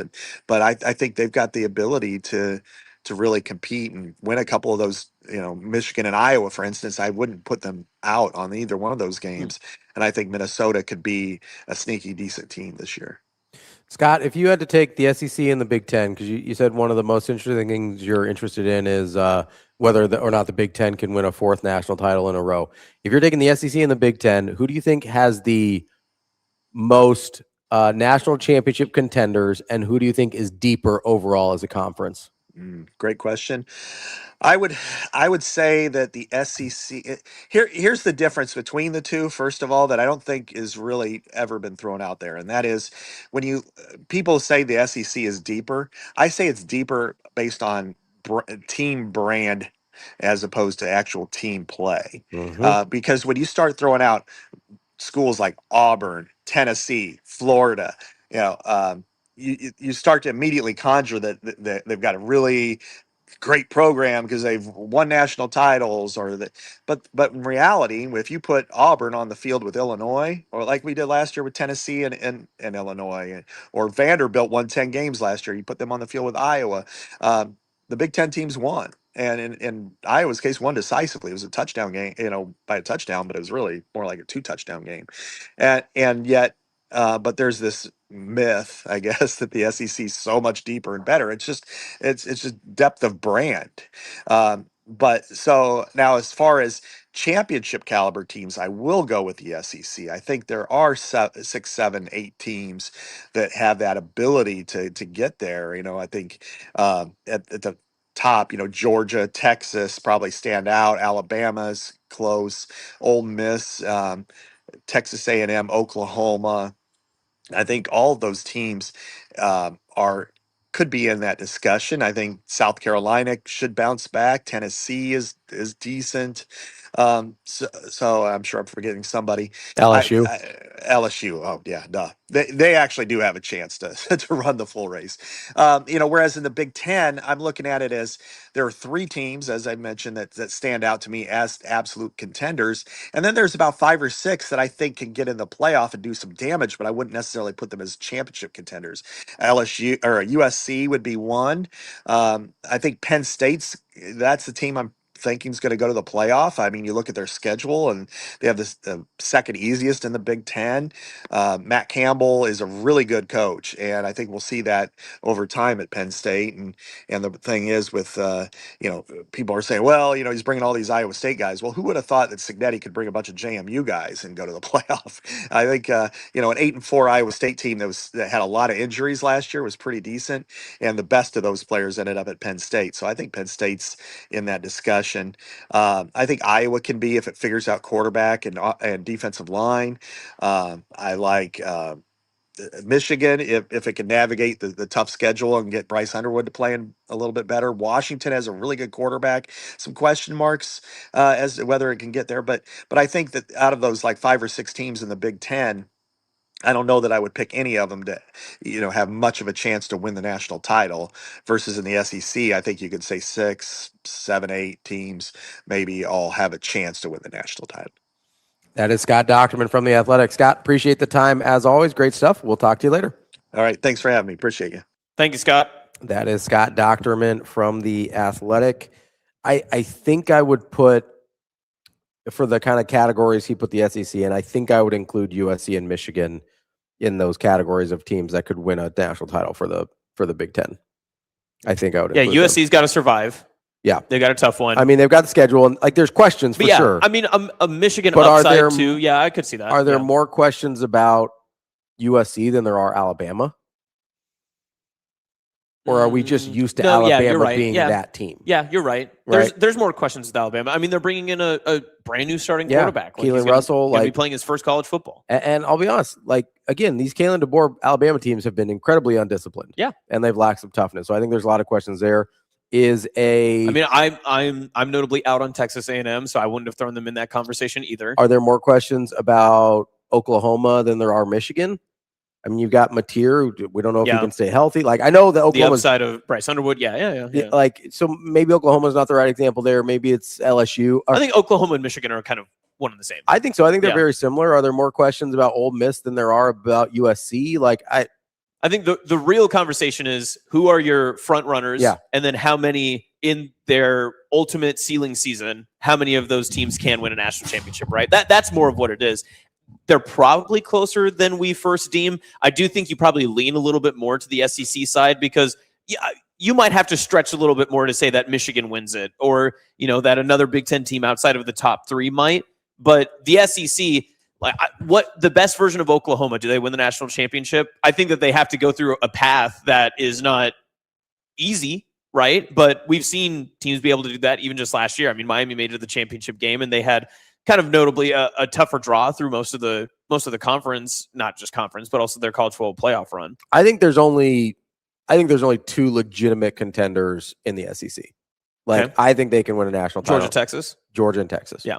I think there are 3 in the Big Ten. And again, some people might not even say Texas just because Sark. Yeah. I mean, there's more questions on their head coach than there is anywhere else on their roster. I think truthfully. Sark and Lanning are pretty similar in that sense of And can they get over the hump? And some people would put LSU into that category too, which is we still have to see. It's an expensive roster. It is but an that does not expensive necessarily roster. mean that it's a winning roster. Yeah, their roster was real expensive last Yeah. year too. It didn't get them anywhere. Do you think we're going to know how we feel about LSU? Like, would you be ready to move LSU after what you see in week 1 against Clemson? No. I don't think Clemson Week is 3 that against Ole Miss. No. Because I think Ole Miss I don't think Clemson's that good, and I think Ole Miss is regressing. Okay. So here's the thing that we don't talk about with Lane Kiffin, and he's gotten weird, but I was a really big Lane Kiffin proponent for a long time. He's born in Omaha, so Nebraska guy. So we'll take him. He actually has really struggled in some of these big game moments. Yes, yeah. Ole Miss before last year had actually underachieved quite a bit. They were, I believe, 2 years ago, a 3-loss team, and people thought they should have made the playoff easily, and they didn't. And then, notably, he left before they made their college football playoff run. Yeah. So, there is a thing here with Lane Kiffin that we don't really talk about. I think he immediately elevates your floor. I don't know how much different he is than some of the guys we talk. We talk about Lane Kiffin in a totally different way than we talk about Steve Sarkisian, and I don't know that they're different. Well, he had 2 losses in every single season leading up to this last year at Ole Miss, where he got them to 11-1, but then did not coach in the playoff, and obviously wasn't there to take the second loss by any means. But a playoff loss, regular season loss are 2 different Way things. different. Yeah. But yeah, I mean, you're right. Even in Ole Miss's best seasons, 10-3 in 21, 11-2 in 23, 10-3 in 24, which that 24 team was supposed to be. They were supposed that's to like be Jackson Dart. Yes. That team Yeah. was supposed to be like a juggernaut, and they lost a couple games they should not have. Absolutely. Yeah, they were at the highest point. They were number 5 in the AP poll. They were preseason number 6. They finished 11th and winning the Gator Bowl. Last year went 11-1. They ended up 3rd overall, but again, that was because of the playoff run that they ended up on. Yeah, no, Lane is. Sometimes they succumb to a weird game here and there, and it's more than just once. Like, they just don't have like a one-off, this is a weird bad game. It is always, there's 2 or 3 lumped in there. And we talk about Lane Kiffin in a way that I don't think is supported by what we've actually seen. Mm-hmm. And I don't think it's supported in terms of the category that we put him in with other guys. And Sarkisian is, I think, very similar in that way, but I think more people are aware of it with Sarkisian than they are with Kiffin. There's like some hiccups sometimes where you're just like, I don't really love what I saw there. That wasn't really how this was supposed to go from a talent standpoint. They're generally never outmatched. Sometimes they have equal talent, but they're never outmatched, and yet they lose games that they really shouldn't. Yeah. They've never been able to win a game that they play bad in. Yeah, they just overcome all the obstacles, or a quarterback has a bad day, or the defense is getting run over. Like you're not winning a C- game. Yes. Yeah. Like, that's the one. Like, Georgia will win C- games. Mm-hmm. Ohio State will win C- games. Is that a talent thing? You're just more talented. You can make more mistakes, so you make them up later. I don't know. I think when you're not playing your best, I think it ends up being a coaching thing where it's like you can get your guys through that. Yeah. I think a lot of times in situations with a Lane Kiffin or a Steve Sarkisian, you just expect the talent to take over at some point without realizing, like, hey, this isn't our day. We have to find a way to win anyway. Yeah. And I think that's a thing where we talk about these guys at a category where, like, that was the thing I think Nick Saban was best at. Mm-hmm. Like, you could throw a C- game out there, and chances are he was going to win 90% of those. Oh, yeah. And now they didn't throw very many of those by the end of that. But early on, especially when he hadn't figured out offense yet, ironically, before he hired Lane Kiffin, before he had figured out the offensive part of this thing, there were a lot of C-, C- C+ games in the Alabama Nick Saban era, and they still won national championships. Because there's a lot of scoring 17 or 20 points and getting through it. Yeah, a lot of like 9-6s against LSU and game of the century. And we're just like, God no. I will take Tua versus Burrow over 9-6. That was a lot of fun. Any day of the week. Yeah. Like that was a phenomenal football game. Yep. But like that's what I mean. Like Kiffin and Sarkisian specifically are in totally different categories than I think Kirby Smart is. And he's really the only guy in that conference that fits that bill right now. Yeah. Indiana last year we found a way to win C+, C- games, right? When they played Penn State down to the wire, they figured like they should have lost that game. And then you come up with a miracle to win that thing. I think it was Cooper in the end zone with the unbelievable toe tap. I still don't even know how he caught it, right? I mean, if you want to talk about SEC collusion, everyone should be rooting for Georgia in that conference, I think. Why? Just because not only what you mentioned with the Sark, best real shot to actually win the title. Yeah, to not let the Big Ten run rampant again. Because if we're all in agreement that it's going to be either an SEC or a Big Ten team that will win the national title this year, which I think many people would say is probably true. Yeah. It doesn't matter how many bullets you get in the gun, you got to have the biggest gun. Yeah. That's how I feel, right? Like, I mean, if there's I would say it doesn't matter how many bullets you have if you don't shoot straight, right? Like that's the right. I think that's the thing with Texas and LSU specifically. I would not be surprised if Ole Miss doesn't make the playoff. Like that wouldn't surprise me at all. I think Oklahoma probably does. It wouldn't surprise me if Alabama doesn't. A&M I could go either way on, but I'd probably lean towards they do make the playoff. Although the Marcel Reed without Colin Klein thing I do think is really interesting to see how that plays out. But, I mean, we just went through, I feel maybe good about 3 or 4 teams of for sure making the playoff. And which, again, that's the thing, though, is that matches the Big Ten. 100%. That's where we started this conversation. 100%. Yeah. I think there's as many, if not more, Big Ten teams where I go, I feel better about their situation and their questions more. Like, I'm not putting Tennessee in that cacategory for sure. Oh, no. No. You know, they're starting a true freshman at quarterback. They've underachieved the last couple of years. I do lean. I actually am a little bit more positive on Oklahoma, despite my Mateer hate last year. If he can stay healthy, I think they're in good shape. I have a lot of questions about Alabama. Like I really like Kalen DeBoer as a head football coach. I do think we're in a spot where this thing could get away from them early. Yeah. Like I don't know how much confidence there still is with Kalen DeBoer. If like the Keelan Russell thing isn't happening fast, I don't know what that's going to look like for him. I also just don't like the assumption that, well, you know, Alabama, they have a great roster. They're going to get better as the season goes on. That hasn't really been the case the past couple of years. Frankly, like they have frequently not the case in the SEC. Yes. That's the thing we get distracted by with the SEC a lot. The brand names, like Scott talked about. And I've done that exercise before. I was like, are we sure Tennessee's better than Illinois? Are we sure that we really think Kentucky's better than Minnesota or whatever? We think Auburn's better than Minnesota. Like we've seen this over and over again, right? But the other thing that we do is because we're like, okay, well, they've got these star rankings and these guys and they won the transfer portal and whatever, that we assume at some point they're going to figure it out. And a lot of times they just don't. Yep. South Carolina never figured it out last year. Everybody was obsessed with South Carolina coming into I think they were top 12 in the country preseason last year. Yes, yeah. Top 12 or 13. They were really highly touted based on I don't know what exactly. Well, 2 NFL players.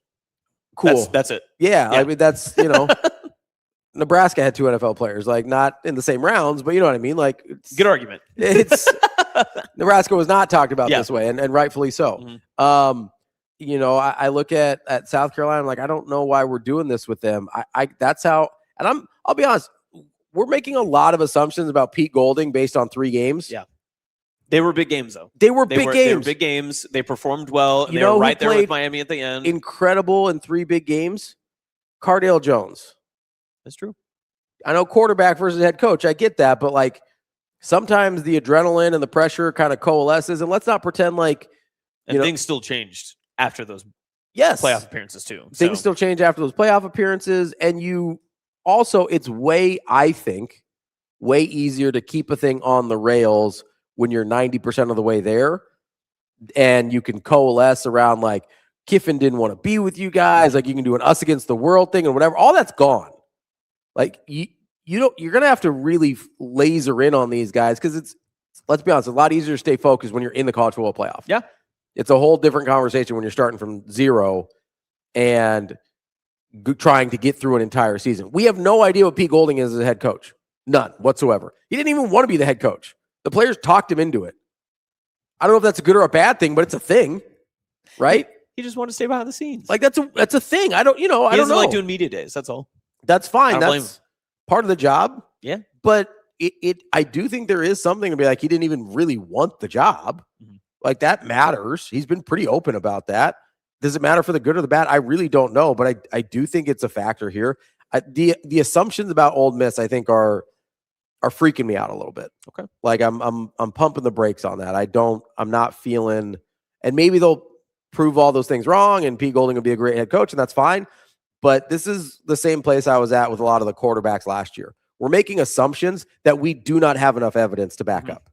We're making assumptions about guys like Lenore Sellers and DJ Lagway and Arch Manning and things like that we did not have nearly enough evidence to back up. That's how I feel about Ole Miss right now. That's how I feel about LSU right now.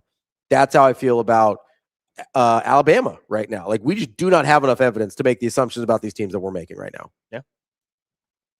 I think we do have a lot more information about some of the Big Ten teams.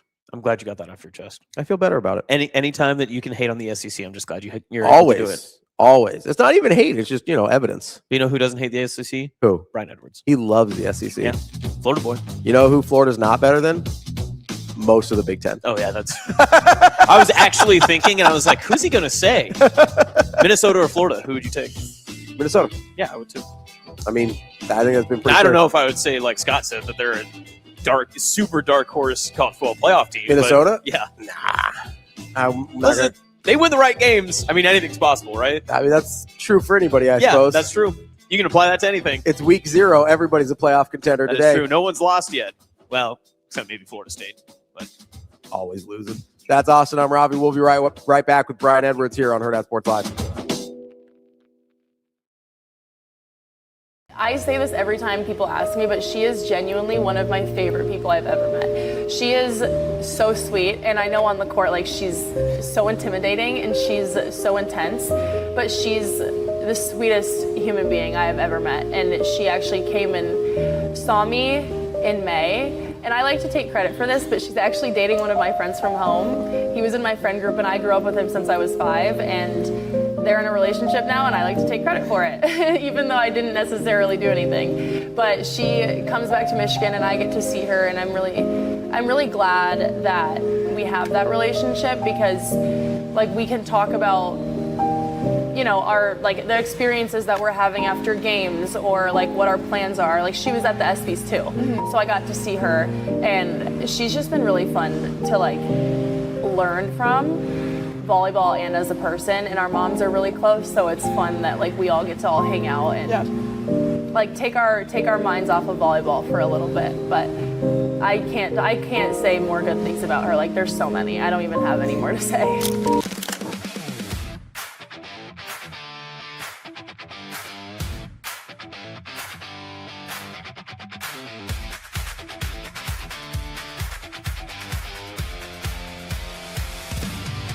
Your schedule is filling up. Get back to busy at Edwards Kia. Lease the 2027 Kia Seltos S starting at just $269 a month. Ready for every run on the calendar. 2 great leases, 1 less thing to worry about. We've also got the 2026 Kia Sportage EX starting at $249 a month. Don't wait. Get back to busy this August at Edwards Kia.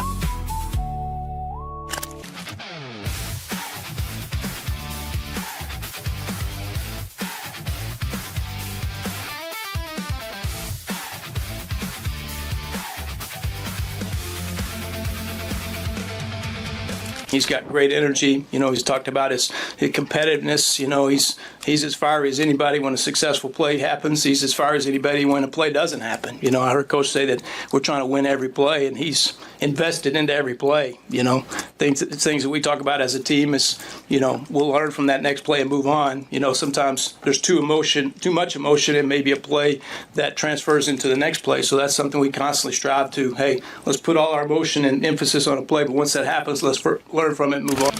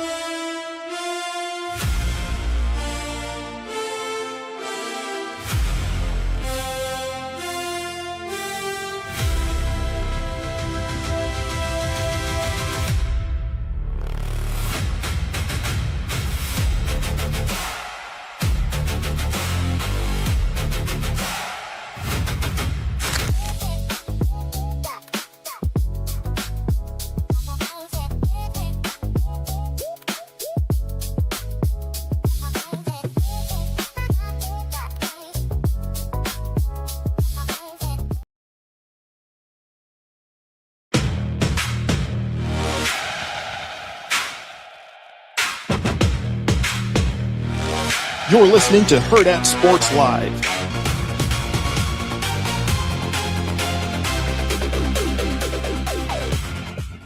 Welcome back, Hurrdat Sports Live. That's Austin. I'm Ravi here at Hurrdat Sports HQ. We are joined now by Brian Edwards from Major Wager. B, how we doing this morning? You tell me, am I echoing or not? No, we can hear you. Look at that. Zero echo. Brian Edwards. I'm glad we sent Shane down to make sure that all got fixed for you. That must have been a magical week that you guys spent together fixing technology. All we talked was Raiders football. How does he feel about Fernando Mendoza?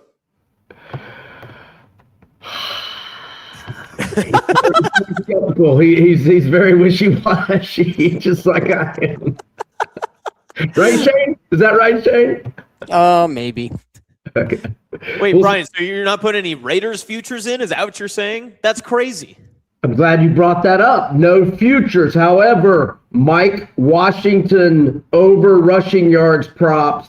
Well, I don't know what the number's going to be, so it's hard for me to say that right now, but I was all over his rushing yards props at Arkansas, overs that is, on a regular basis, and especially if Genty's going to miss a week or two or three, boy, I would love for that number to be in like the 50s week one. I have no idea what the number will be, though. We do have some numbers on games because we have actual football this week. Real football. We have real college football. I can't wait. There are a couple of actual decent games on the schedule as well. First and foremost, Virginia and NC State getting after it.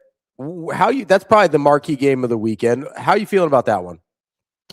So, I wasn't feeling Virginia at 5.5, and I was thinking until the availability report comes out last night, and 16 Virginia players are out, but I think that's very misleading.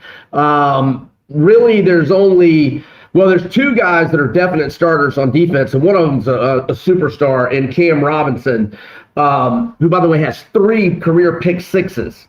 But he's questionable, and Corey Costner's questionable. So those two guys are very important, and they're questionable. So I'd like to have more information on them, but I don't know that we'll have it before game time. But really, of the guys out, the only major one is Rico Flores, wide receiver, who's one of their better transfer gets from UCLA. So anyway, when the availability report came out last night, and by the way, I think it was 6 NC State players are out. None of those guys were starters, so just FYI on that. But when it came out, the line moved from 5.5 to 4. So anywho, If it were to get to 3.5, I would probably buy the 0.5 point to 3 and go with Virginia. Right now, I'm thinking Virginia might be a good money line parlay piece, which, maybe you could put that with TCU. Other potential dance partners to week 1 that I kind of like in teasers or money line parlays would include Ole Miss, which is 6.5 against Louisville. So I would like them in a money line parlay. You can put Virginia in along with TCU and or LSU maybe in a money line parlay, and or Auburn in Atlanta to Baylor. There's just a couple of options, but I don't know that I'm going to lay 4 with Virginia, but if the line keeps moving, I would become more interested in them. Brian, I'm curious just because it is that conference on conference matchup for not only just week 1, but it's week 0. Do you put any weight into that when you're kind of looking at these lines, that it is a game that's going to matter down the road, not just because it's that first matchup of the season? I mean, not so much. I mean, I think everybody's motivated for the opener. If you're more motivated because it's a conference game, great. But I think that works for both teams and both sides. I don't know that anybody necessarily has a competitive advantage there. But yeah, it means more, but I don't know that it helps me bet on it. As you're looking at lines that are moving, another one that's had some movement is that TCU North Carolina game. I know you were locked in on TCU early. How does that line movement make you feel? Well, I knew it was coming. I mean, I hope I said it on this show. I know I said it. I've been saying it for weeks on other platforms, and hopefully this one as well. That you ought to buy that 0.5 point from 7.5 to 7 because I think it's going higher, and it didn't move until a little bit after noon yesterday, and it initially moved to 8.5, and now a lot of books are at 9.5, and I don't know that it's done moving. So, but obviously I feel better about TCU at -7, but I like it all the way up to 10. Certainly, if it's 10 or fewer, I still think it's TCU or pass. So.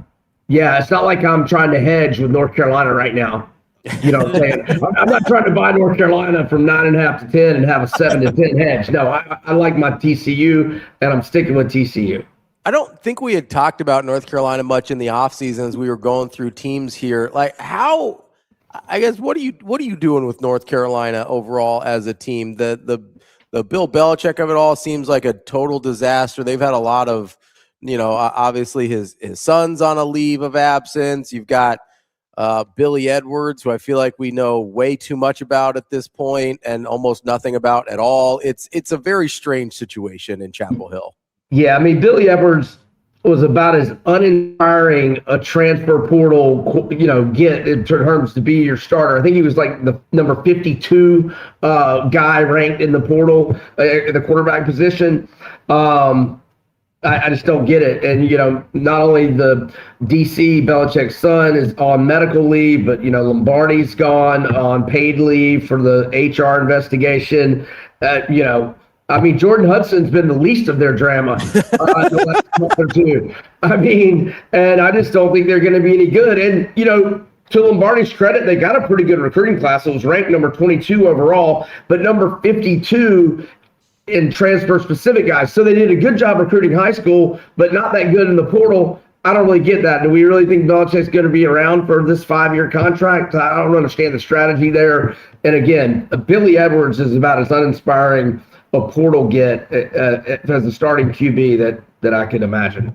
Well, you don't have to go far to imagine maybe a less inspiring one with Ashton Daniels at Florida State. That one's pretty bad too.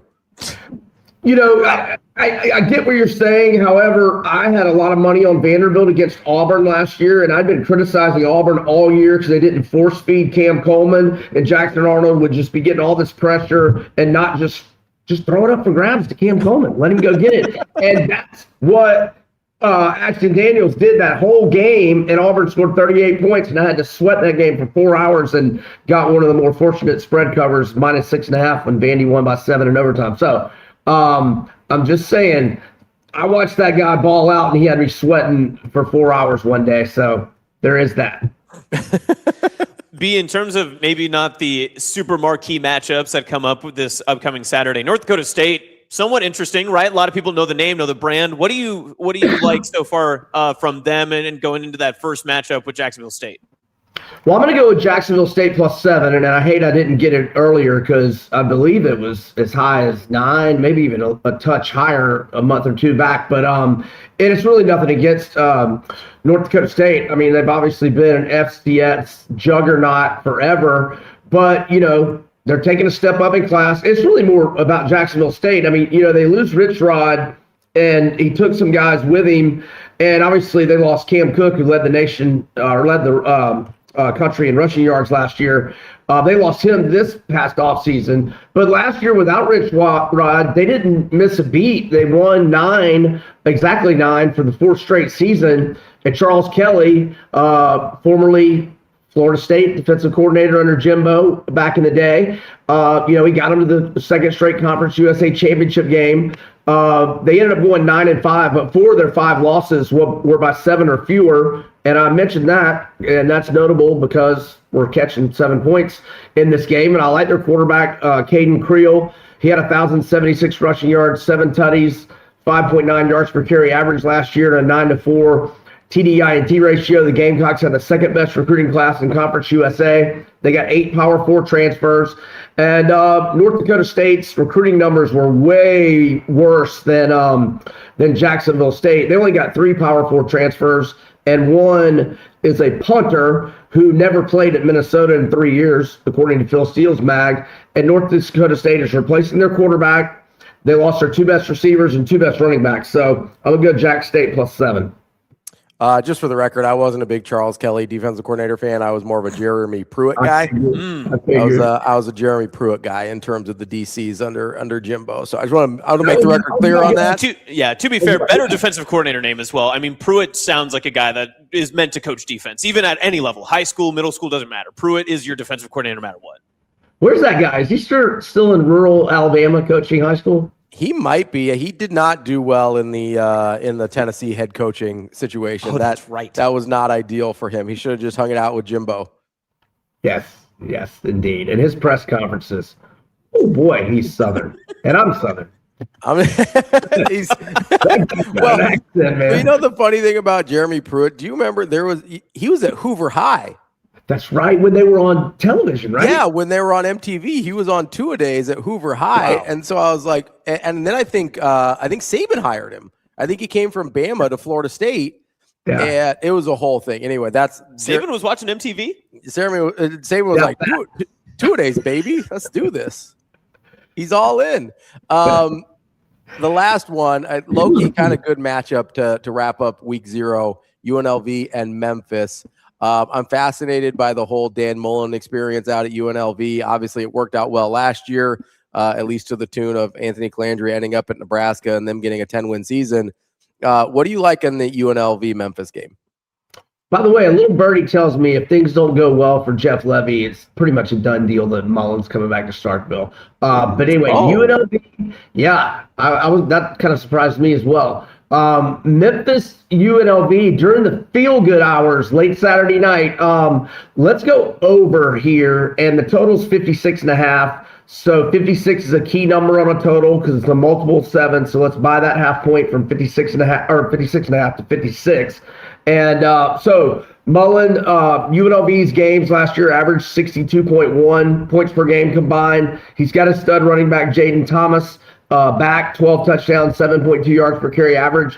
Last year, he's a 2-time All-Mountain West pick. And Mullen, I think he's going to start Jackson Arnold, but he says he's going to split reps with another Power 4 transfer, Michigan, ex-Michigan QB Alex Orji. Phil Steele's national unit rankings have UNLV number 37 at QB, 35 at running back, 47 on the O-line. That's very good for a group of 5 school or group of 6, whatever we're calling it now. And so Memphis's new QB is Marcus Stokes, which is kind of funny because he was an original verbal commit to Florida under Mullen, and he was a stud at West Florida, 44 touchdowns in 18 career starts. Also had 587 career rushing yards in those 2 seasons. And the Tigers brought in 19 transfers from Power 4 programs, a lot of those on the offensive side of the ball. I think we're going to get a lot of offense. Let's go over 56 behind the hook. Okay, so Brian, I'm curious just on that Mississippi State note, because they are so passionate about Mullen back there, right? Like he's almost folklore-ish, the way that he brought that program up and everything. Is there anything that could happen at UNLV if the bottom falls out that he wouldn't have that job if what transpires, like you're saying, occurs? You know, that little birdie that told me that is pretty dialed in source in Mississippi. He didn't mention UNLV going 5-7 and what the scenario would be. So I don't, you know, I can't accurately answer that. But I think it's looking good if things go sideways on Levy this year that Mullen will be coming back to Starkville, and I think he would be there to stay, unlike last time. I'd like that pick too. Mullen there just makes sense, and I think he's one of the more underrated coaches. I think he didn't get a really fair shake from leaving Mississippi State either, I think. I mean, you know better than anybody. Well, I mean, look, he had one bad year at Florida. Him and the AD had started to fall out. Him and the fan base had started to fall out after year 3, and that annoyed me from the fan. I was mad at my fan base at Florida, but I didn't. I was one of the last holdouts on firing Mullen. But at halftime of that South Carolina game, when we were down like whatever we were down, like 24-zip as a 21-point favorite, I joined the I'm out on Mullen Club at the halftime of that game. But anyhow, yeah, look, he was saying the other day, and I guess this is true. If we'd had a 12-team playoff, he said this a week or two back on an interview that we would have been in the playoff those 3 years if it had been a 12-team playoff. And it sounds like that's almost right. I'm not sure if that would have been right the first year. I think we finished in the top 15.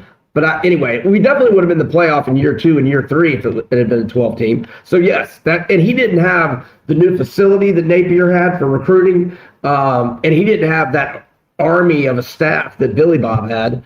Oh God, I can't stand Napier. Just for a follow-up here, so Jeremy Pruitt is, ironically enough, now a quality control assistant at Jacksonville State under Charles Kelly. Wow! Look at that. Prior to that, though, he had he got approval on his NCAA show cause penalty to get hired there. But apparently before that, if Wikipedia is not lying to me, he was teaching PE and coaching junior high boys basketball prior to that for about 2 years. Good for him. He was name the town. I'm sure you're looking at it. It was DeKalb County in DeKalb County. In that's Georgia. Atlanta area or a little outside of Atlanta. Yeah, so that was he was way off the radar the last couple of years. Listen, a guy's got to stay busy. You know, you have a lot of free time. You got to do something, right? Well, look, Jack State is right by Talladega, so I think Jacksonville State is sort of rural Alabama as well. I mean, there's a college campus, but it's kind of rural Alabama as well. Listen, he's going back to his roots in those Hoover days, you know? yes. No doubt about it. All right, B, enjoy a weekend of college football. We've waited so long. We're finally here, and best of luck on your picks this week. Thanks, gentlemen. Y'all have a great weekend. Thanks, B. That is Brian Edwards from Major Wager. We'll take a quick break here. We've got Michael Bruntz coming up next from Husker 24/7. That's Austin. I'm Ravi. It's Hurrdat Sports Live.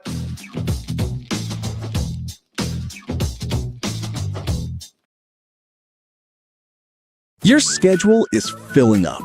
Get back to busy at Edwards Kia. Lease the 2027 Kia Seltos S starting at just $269 a month. Ready for every run on the calendar. 2 great leases, 1 less thing to worry about.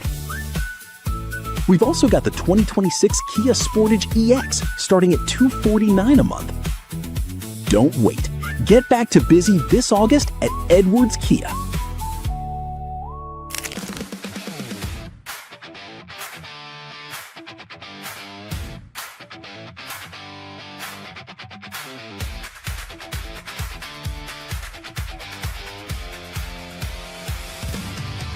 What was it like being coached by Bo? Being coached by Bo Pelini was the greatest experience of my life. It was also the most challenging thing I've ever encountered. He's the type of man that demanded perfection, and he made things difficult, but he knew that in doing so, it was preparing us for our next phase of life. And that had something to do that was outside of football. He was doing his best to raise good men and good members of the community, and I think he did a very successful job with that. When you look back at the number of guys that come back to Nebraska that are involved with the Team Jack Foundation, that give back to the community, I'm very proud of my head coach and the guys that I got to play for him with.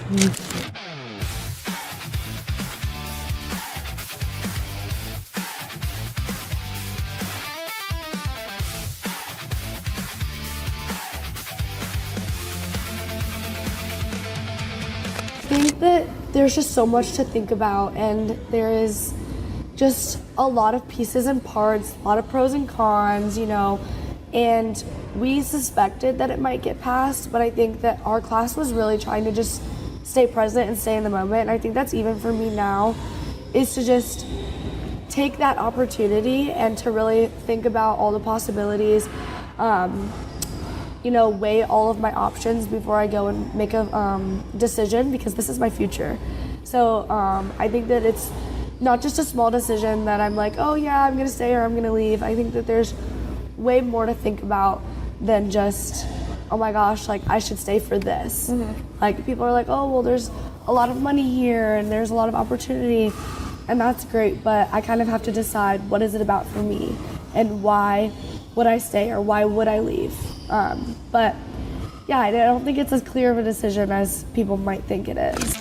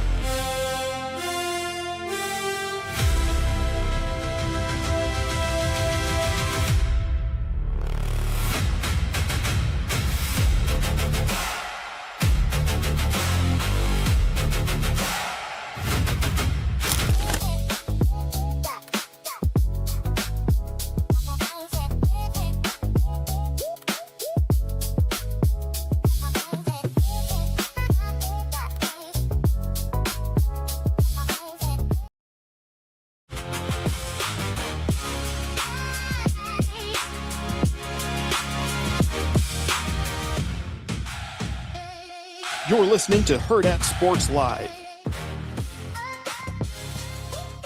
Welcome back, Hurrdat Sports Live, presented by Next Gen Mail Medical. That's Austin. I'm Ravi here at Hurrdat Sports HQ, reminding you to give our friends over at Next Gen a call, 402-614-9700. Was just over there the other day to pick up my stuff. Nice. What'd you get? We got my tirzepatide, the GLP-1 for weight loss, and we got some tesamorelin. Whoa, you just like saying that. I do like saying tesamorelin. It's a fun word. It's one of my peptides, helps with recovery, works in concert with the tirzepatide to help with the weight loss and all sorts of good stuff. Maintain your muscle mass while you're on the GLP-1s. Great stuff. That's what I need. You do. Maintain my muscle mass. You need to cultivate the mass, Yeah, sure. Cultivating mass all the time. Thank you. Yes, I try to. Give them a call, 402-614-9700. It's Next Gen Mail Medical. I did do the morning workout today. Did you? I was yawning all the way through it. That was brutal. Yeah. You ever yawn through a workout? Oh, yeah, I have. You feel like you're never locked in. It's tough. I have. I used to go and lead workouts at Grace University at like 6 a.m. before I'd go to work. And so I was yawning through helping them work out. And then I'd lift for about an hour, hour and a half before I would head into work. Those were some sleepy days. Very sleepy days. Sorry, I'm just laughing at Kel Jam. You got a picture of Tessa Moreland? I was wondering if she was attractive. I think she looks good as hell. A little short. It's a short little bottle. Oh, yeah? But short little bottle. But, Shorty? Shawty. Bruntz will be joining us here in just a minute. But, no, I think he's in. We'll give him a second. In the green room. Yeah, we'll give him a minute. Yeah. Settle in. Lots going on there. But, no, good stuff there from Brian. I'm excited to I did check in the break on North Carolina's over/under. It is only 4.5, so probably not a lot of value there in trying to short them. Right. But I also did check on his Dan Mullen claim, and I think he's right. I think if you go by the final regular season standings of each of those seasons, I do think he would have made the college football playoff in the first 3 seasons if it was a 12 team from 2018 to 2020. And then 2020 obviously would have been a little bit different of a year. But yeah, going through those results and everything, 1-score losses, and they would have been right there with the 12-team playoff. Finished top 12 in, I believe, the AP poll, top 13 in the 12 in the coaches, 13 in the AP poll, all 3 of those years, and then obviously the last year there. So he really just have the one bad year. That's tough. That's tough. It's tough out there. No, I like what he's done at UNLV. I do too. Got a good quarterback. I do wonder. Not Alex Orji. I do wonder about the going back to Mississippi State. That's a really hard job. Yeah, but he's the only one who's been successful there. Long term, yeah, for sure. But also, success is so different at Mississippi State comparative to a lot of the other programs that are there. True. I think that they understand what they are, and so they're just trying to reach for something that had been good. I believe Mike Leach was relatively successful there. Well, but also remember too the level of draft picks that they were sending out, because you had Dak, you had Chris Jones. They had a couple of defensive tackles that were in there too, if I remember right. Is Derek Brown in there? I can't remember. They had a good run though. They had a good run of talent. There was a lot of really good Mississippi State players that were going out during his time there. That I wonder if they get more credit, obviously, for the wins. I mean, they were the first team ever rated number 1 in the college football playoff, like the first initial rankings. You might be that was right. the Dak years, and I think they were unbeaten at the time. So you might be right. You got to remember all the good stuff, but even now, the fact that he's still having success, even on the lower level at UNLV, you probably do feel pretty good. I don't think that they're necessarily completely out on Levy, but I mean, any bad season or you don't meet if he goes 4-8, I don't doubt that they would probably want to move on to someone else that they feel very confident in. I think our guy Michael Bruntz should be ready at this point. Bruntz from Husker 24/7 here. How are we doing today, bud? Not bad. What's going on? Oh, just having more regular discussions, better than we did a week ago. I know that it was the Bruntz Comedy Hour from what I saw from a couple of people online. So I don't know if you've got any good one-liners for us today. We'll see what I've got in the holster. No promises, though. Bruntz, as we get closer to the actual football being played, do you feel like you've learned anything in fall camp, or are we just in full wait and see mode? I mean, we've learned a little bit. I mean, I don't know. I mean, I think with this team, and certainly in the transfer portal era, and how many guys that they're going to be relying on who are, new and haven't played a game in a Nebraska uniform. I mean, I think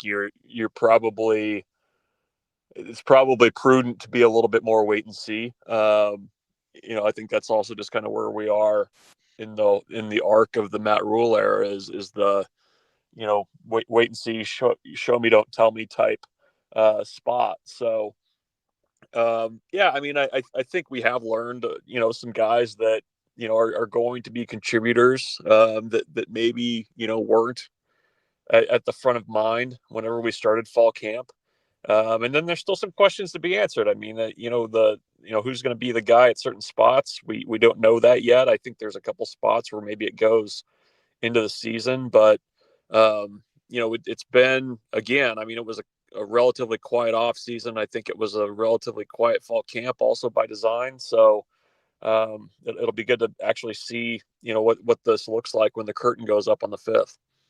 Bruntz, have you been surprised at all by I would just say the tone at which people have talked about Anthony Calandria? It seems like there's been a lot of praise for him, and sort of in a way that surprised me a little bit. How have you processed the way both coaches and other players have talked about Anthony Calandria? You mean from inside the program that they talk that way? Yeah.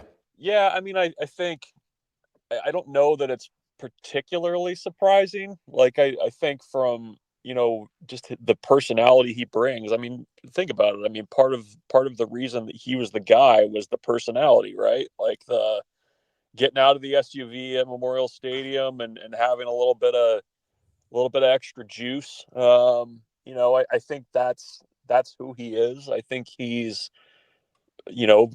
authentic around his teammates. I mean, you see him in the few kind of windows we've gotten to see this fall and also back in the spring, and he's running around with energy, high-fiving everybody. I mean, I think he really is kind of a lightning rod in a good way for that offense, and kind of, giving everybody a little bit of energy, and guys are going to play hard for him. So, that was kind of who he, was coming in. I think that's who he's been since he's been here. We'll see once the season starts how that kind of goes with, and you guys know how it is around here, with when guys start playing and they play well, you hear good things. If not so well, you don't. But I mean, I think he kind of fits in a little bit too to what you're just saying with the, you want to see it because, there's a pretty long track record there. Some good, some not so good. And you kind of want to see, how it's going to look here. But I mean, I think in terms of, kind of finding a guy that can kind of come in and, be a leader, and be that kind of presence at the quarterback spot that I think you need. He's done a really good job of that. And it's funny. I mean, when he's up at the podium, you don't see that. He's really pretty clipped with his answers. I know he's definitely not that way, around his teammates. So, I think, in the portal era, as much as, you want to nail, what kind of a system a guy's going to thrive in and how he plays on the field, I think there's also a little bit of, how does a guy fit in personality wise? How quickly can he, get in and be a leader and kind of integrate himself to the locker room and guys that are already there. And I think Calandri's done a pretty good job of that to this point. Bruntz, are you more interested when live action starts next week and you're able to see Calandria under center? Are you more interested to see how the offense fits around or has adjusted with Calandria at quarterback compared to what they did a year ago, or how Calandria maybe fits the offensive system? Has that been something you've kind of digressed in?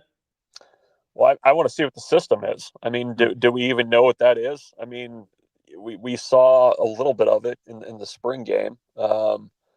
But I mean, I don't know how. I don't think the offense can look the same as it did last year. Like it just can't. I mean, it's you've got a very specific set of skills at the quarterback spot now. Yes, that's a little bit different than what Nebraska had there last year. I think you got to take advantage of that. So I think that's as big of a question going into this year as like, look, you've got a quarterback that does things very differently than the guy that you had last year. How are you going to take advantage of that? How is it going to look different? Dana Holgorsen has said that, he's going to basically mold his offense to the guys he has rather than trying to shoehorn somebody into what he does. So I think there's a little bit of mystery there of what that's actually going to look like on the 5th and how they're going to take advantage of what Anthony Calandria can do. So that's a very long-winded way of saying, I mean, I'm curious to see what he looks like in that offense. And we've heard all spring and fall about how, he can extend plays. And that's going to be a part of it. I think also a big piece of it is going to be, how do you also make quick decisions in the offense? And I think that's something that if you really listen to the coaches, they've talked a lot about how quickly he processes things. The quick game is going to be a part of the offense, I think, a little bit more than what it has been. And so, there's a lot to see. I mean, that's the thing that you kind of keep coming back to is, not only what this new quarterback is going to be, but what's Dana Holgorsen going to do? Because I don't know how it's going to look similar to last year. I just can't. Bruntz, let's take Calandria out of the equation for this particular question. Is there a guy or a couple of guys that you have sort of zeroed in on and said, hey, if Nebraska's going to have any sort of progression to the next level as a program, this guy absolutely has to be good this year? Yeah, I don't think it's just one guy. I'll give. Here's where I'm coming at with this. I was up late last night, couldn't sleep. I was like, you know what? I'm going to put on the Michigan-Nebraska game from last year. That puts you to sleep? Glutton for punishment. I made it till about the third quarter. So after the Hail Mary. The Hail Mary and the decision to not call timeout to force the punt, which is still baffling. But anyways, the tackle play in that game was not very good. And that was kind of like, that game was a little bit of like the canary in the coal mine in some ways for what was coming later in the season, I think. And I think when you ask where I'm zeroing in on, like, we've talked about how good this offensive line can be. Is the tackle spot going to be improved? I mean, that's just at the front of mind for me. Gunnar Gatula, Matt Rule said last night, is again, one of the top 5 guys that they've got. Does he win that right tackle spot outright? I think there's a chance there. Is Elijah Pritchett going to build and kind of be more of the guy that he was towards the end of the year versus who he was at the start of the year? I mean, I think though I'm going to be watching that pretty closely to kind of see how that line looks, and certainly the tackle and pass protection piece of it, because Nebraska's going to play a lot of really good pass rushers. They're going to play some pretty good defenses this year, and you're going to need those guys to be more consistent than they were last season. Bruntz, as you look at the schedule and that comment you made about the canary in the coal mine being the Michigan game, is there a game that you've maybe circled that may give you the best indicator of what Nebraska's warts and maybe what their strengths are for this season? I think the assumption is that those non-conference games, you'll get a good feeling, a good vibe coming out of them, but we may not learn enough. Do you pin it on the Michigan State game? Is it a little after that? Or maybe is it something you can make your evaluation after those first 3? Yeah, I don't think you can discount those first 3 games. I mean, I think, based on what Nebraska's playing, like you should hopefully leave those 3 games with some good feelings. You hope that you're able to get a lot of guys into those games. Ohio's got 17 of 22 of their starters weren't even on the roster last year. Bowling Green's got, they've got kind of a similar situation. But I think you'll be able to get a sense of kind of how the team is playing, right? Like if it looks a little bit more, if it looks easier, then it doesn't look so, you're not like grinding gears to move the ball on offense. You're not really struggling to finish off drives. I mean, you go back a couple of years ago to that Minnesota game to open the year. Like that game felt different defensively, right? Like guys were flying around and tackling better than they had previously. You had a pretty good sense, I think, that defense, whatever the scheme was going to be, that guys were going to run around and hit and tackle. And, that felt good, I think, coming out of that game. So I think you'll be able to kind of get a feel for those things. I think Michigan State's going to be a big one, though. I mean, it's on the road. They're obviously going to be pretty juiced up there with Big Ten play starting and the new era and all that stuff. But, I think that's when you'll really kind of start to see, what this team is. But I think you'll be able to know a little bit from those non-con games. Like, I think if you're able to come out and kind of take care of business, I think that matters. I think if Nebraska is in a 4-quarter game in the opener, that's something that you can take something away from too. So I don't know that there's like a canary in the coal mine game. But I mean, I do think you'll be able to learn some things from those first 3. Bruntz, when you initially said tackle play against Michigan, my mind immediately went to defensive tackle play, ironically enough. Where does that rank on your list of this needs to go well? Yeah, I mean, it's up there. I mean, the lines are it, I think. And I don't know. I mean, there's no real good way to answer, what one person with those groups. I mean, I think the whole group has to be dialed in and playing well. And it's tough too with the defensive line because you have so many guys that you feel like could probably contribute. Like Matt Rule said they probably have, down to 3 guys, or I forget who said it, but down to, 3 guys at the end spots that could probably help them.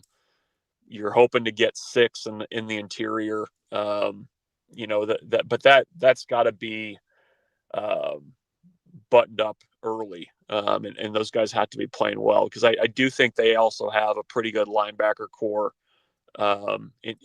this year on this roster, but it's got to be, that picture has to look good in front of those linebackers. And so I think that's absolutely, the interior defensive line play has to be good. And also I think you've got to figure out, are there guys that, can be rotational type pieces, guys that maybe can help you 10 snaps a game and go in there and not look completely lost and get pushed around. I mean, can you get those types of guys ready to go and playing well early on? I think that's going to be another big factor.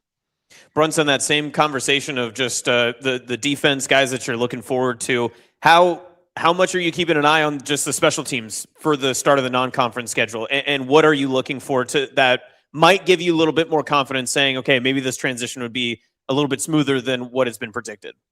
Yeah. I mean, is it a matter of like not having to think about it? Like, yeah. is that simple enough? I mean, I think if it's not a big topic of conversation, maybe that's a good sign. Like if you're able to get the snaps back consistently, you're able to convert some field goals when you have to, and maybe you find a big play or two. I mean, we'll see who ends up returning kicks, but I think they have the potential, just based on a lot of the personnel being back from last year, to start fairly strong. And again, like, there's a pretty large gulf between what Nebraska was in 23 and 24 and what they were in 25. And, Nebraska just needs to find some consistency there, an occasional big play, and just kind of do the easy things well, like win the field position battle, do those types of things, punt a little bit better, get that net punting up a little bit. I mean, I think there's going to be a lot of eyes on that, on those groups, and rightfully so. But I mean, I think honestly, a good start to the season for them would be just the fact that it's not even like a top 3 conversation, right? Like you're not going like Calandria offense and then immediately to special teams and issues there. So, but yeah, I mean, there's going to have to be, some guys that step up and, especially in the return game to fill some of those roles. Bruntz, so I went sort of through a little exercise yesterday as I was looking at Nebraska and their position group rankings with Phil Steele in his magazine. And I want to go through these with you real quick and just see if you agree in terms of who you think is the best and worst unit on the team. He had quarterbacks at 43rd, running backs unranked in his top 65, receivers 21, offensive line 22, defensive line 37, linebackers 24th, defensive backs 15th, and special teams 22nd. So your best group was defensive backs at 15th. Your worst group was running backs, which were not in the top 65. Do you agree in terms of best and worst units on the team? Where was defensive line? 37th. So they were third from the bottom. Quarterbacks were at 43, which I don't particularly buy into, but that's a different story. Yeah, I mean, the quarterback thing, that feels low given the experience that they have. I mean, I obviously I've not dived into every quarterback room in college football to this point. It's maybe on the list for this week to do, I guess. I don't know. But so real quick, just to help you out here, it looked to me about like 25 to 30 made the most sense. 25 is South Carolina if you're still really high on Lenore Sellers. Then you're at UTSA, Texas State, Maryland, Michigan. So if you're really high on Bryce Underwood or Malik Washington, maybe you put Nebraska after them. But then you kind of fall off a cliff at 30. It's FAU, Pittsburgh, Kansas State, Penn State. It's the group, right? Yeah, it's the whole group. So I think you could argue that Nebraska is easily in the 25 range in the quarterback group. I would think the depth would be the strength, is the way I would put it. Like you don't have a lot of quarterback rooms with the type of experience that Nebraska has in this day. Like you just don't. And it's interesting. Like you look at kind of like national quarterback rankings just with Calandria, and that's kind of where he falls in a lot of those is like mid-30s. But I mean, you add in Kalen, you add in Latif. That group feels low to me. For what it's worth, Calandria's PFF is the 7th highest of returning quarterbacks from last year. Well, they love the deep balls, so that makes sense. Yeah. But yeah, I mean that feels low. Defensive line feels a little bit high, I think, given maybe what the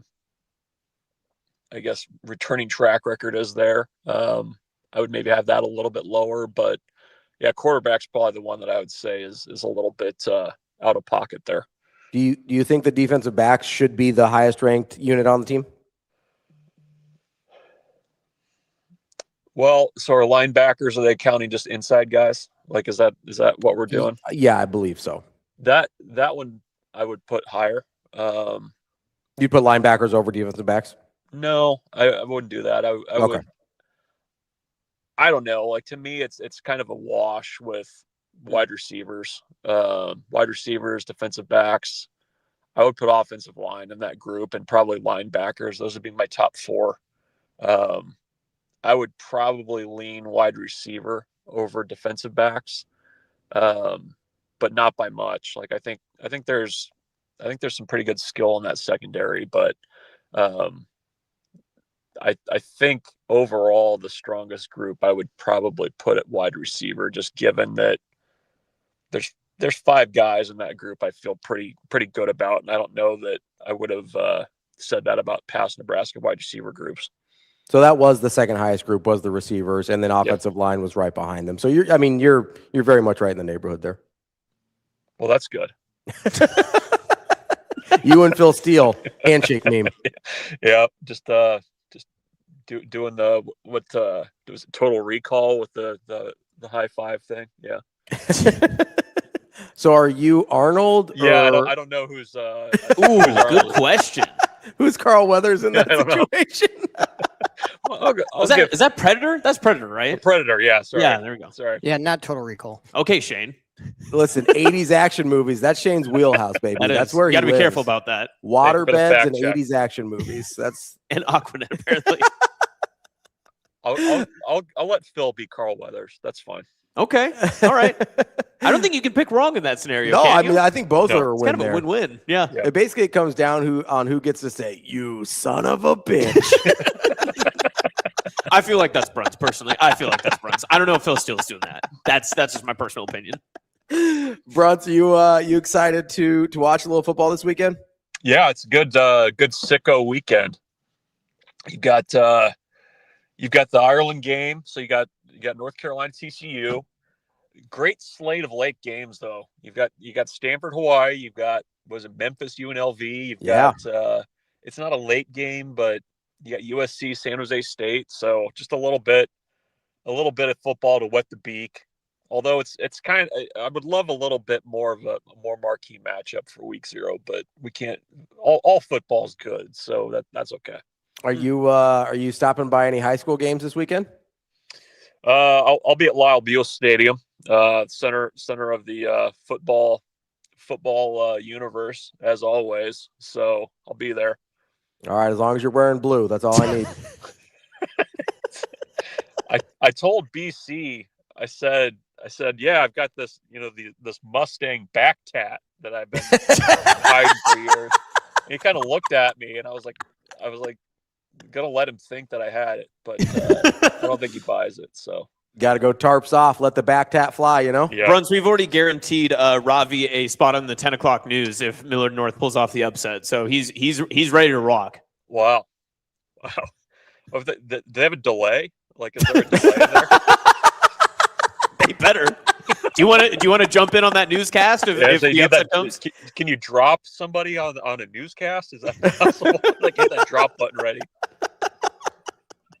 We'll make sure Shane talks to him so they there know. We go. Bruntz, we appreciate the time as always. We'll talk to you next week. And I'll probably see you over at Buell on tomorrow night. Yeah, we'll see you over there. All righty. Thanks, appreciate Bruntz. it. Yep, see you guys.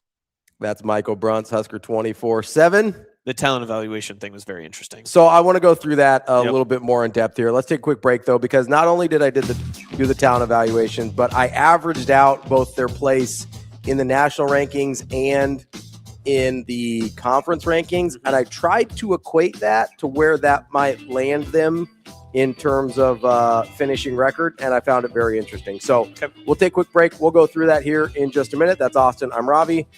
We've got Hurrdat Sports Live coming up next.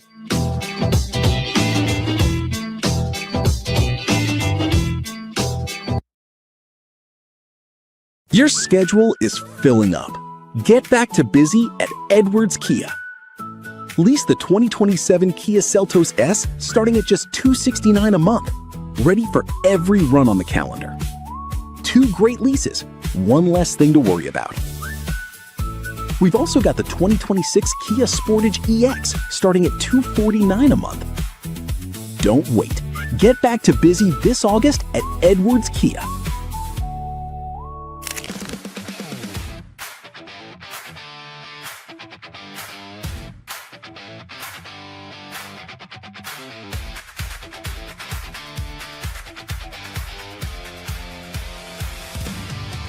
What was it like being coached by Bo?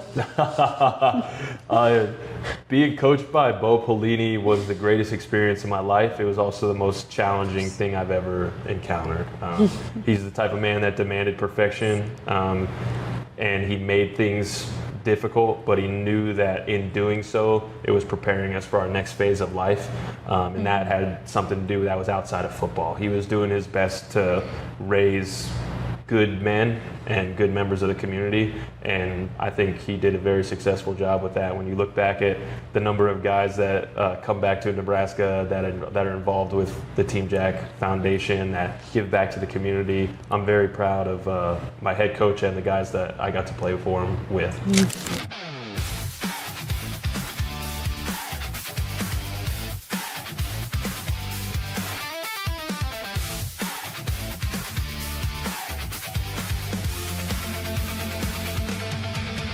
I think that there's just so much to think about, and there is just a lot of pieces and parts, a lot of pros and cons, and we suspected that it might get passed, but I think that our class was really trying to just stay present and stay in the moment, and I think that's even for me now, is to just take that opportunity and to really think about all the possibilities, weigh all of my options before I go and make a decision, because this is my future.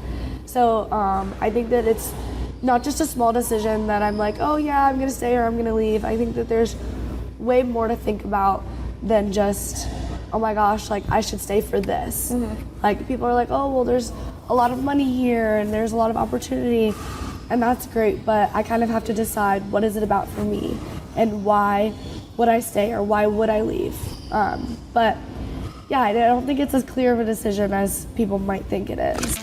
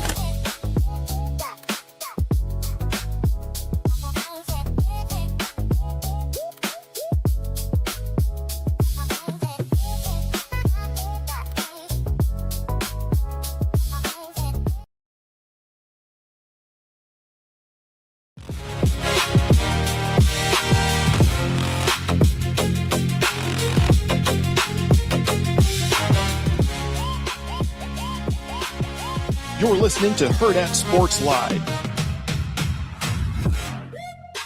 Welcome back, Hurrdat Sports Live. That's Austin. I'm Ravi here at Hurrdat Sports HQ, reminding you Hurrdat Sports Bar and Grill has their pizza and beer special tonight. Oh, yeah. It is It's elite. It's a great little pregame if you want to try and get over there before you head over and watch some high school football tonight. It is a 8-inch one-topping pizza and a 16-ounce corn husker crusher draft for just $9. You can barely get fast food for $9 these days. You can That get is true. a pizza and a beer over at Hurrdat Sports Bar and Grill tonight for $9. Make sure you go check it out over at Hurrdat Sports Bar and Grill. What's the beer called again? It's a corn husker crusher. 16 ounces. That's a good amount. That's the perfect amount. Listen, right? it's football season. Start lifting, get your 12-ounce curls in now. Mhm. So by the time we get to September, October, you can hit your 16-ounce curls. And then if you're feeling lucky, get to November. 23? You can go 20, 23, 24. Can you 23? get up there? I think the 20. I think it goes 16 and the 23. I think that's the. I don't think it's 23. I think it's 24. I don't think it's 24. Why do you think it's 23? Because I think it's a pint. If I just Googled 23-ounce beer. Yeah, I think it's 16 or a 23. Oh, are you talking in a pour? Yeah, yeah. Oh, yeah, a pour, yeah. Yeah, like out of okay, a- I thought you meant like the cans. I was like, I've never seen a 23-ounce can. out of like a draft. It's like, hey, listen, I've drank a lot of beer in my time. This guy knows his beer. He went to UNK. Yeah. And then maybe if you're if you're competing Yeah. well into December, hit the 40-ounce bottle, Yeah, but only if you're A little aggressive? like being responsible, Yeah, of course, all that of kind of course, stuff. of course. Goes without saying. Be responsible. Yeah, when you see someone buy that, it's always at a gas station, right? Yeah, I've never seen someone buy a 40-ounce bottle of beer from anywhere but At like a a gas grocery station. store? Yeah, that's not just I don't like even know if they carry them. in the grocery store. Yeah. I'll look. I've never seen. Just gonna I Google also ID just quick. assume that they're not having a good day. Like I yeah. that's I probably. assume they're doing the Denzel thing where they're like popping the. I just going for it. I just feel like, and look, I could be wrong here. I feel like if that's like your go-to, because if you're going to hang out with people, you're buying like a 6-pack or Ooh. Yeah, if you had a gathering and someone like came in brought a 40, and they brought a 40, that's a wild move. Like that's an insane move, especially if you're not like 22 and doing Edward 40 hands or something like that, Exactly. right? But okay. I'm looking through the Hy-Vee site right now. And once you open it, I mean, you got to go all yeah, in. like Yep, you got to yep. finish that thing, right? Like You're not putting the cap back on and putting it in the No. fridge. like you are intending on drinking the equivalent of like 3.5 beers out of one bottle. I do not see a 40-ounce bottle on I the just- grocery store website. Listen, again, no judgment. It's just when I see somebody buying a 40, I feel like they're having a bad day. Mhm. I feel like they're not having a good day, Yeah. or they're about to not have a good day. Well, they're definitely intending to have a bad night. That's their intention, right? Like you can have whatever day you want, but at the end of that, there's just no way you're having a good time. Like I almost feel like it's a cry for help. Like I just need to be like, hey, buddy, do you need to It's talk 4 to somebody? PM. What are you doing? Like, do you need to talk to somebody? Not me, but Yeah. I'll find someone. It's not going to be me. Listen, UNK wins tonight. I'll You're buy going- 40. You're going Edward 40 hands? Oh yeah. Show tomorrow morning is going to be very interesting. I want them to still be on your hands in the morning. Typing was very difficult. Logging in. Logging into the stream was very difficult. You're just like, guys, UNK got the big win. I'm here to make a point. I wanted to get back into the unit rankings here with Nebraska for a second. When you said that last night, that was super interesting. And it was one that was just from the eye view, it's almost hard to take in because of the different position groups and the numbers that are attached to them. But if you go position by position group, it becomes very interesting. And then I know that you like aggregated it after. For I the team. did. Yeah. So I don't remember. Oh, I think somebody in the chat, it might have been Archers, I think, in the chat.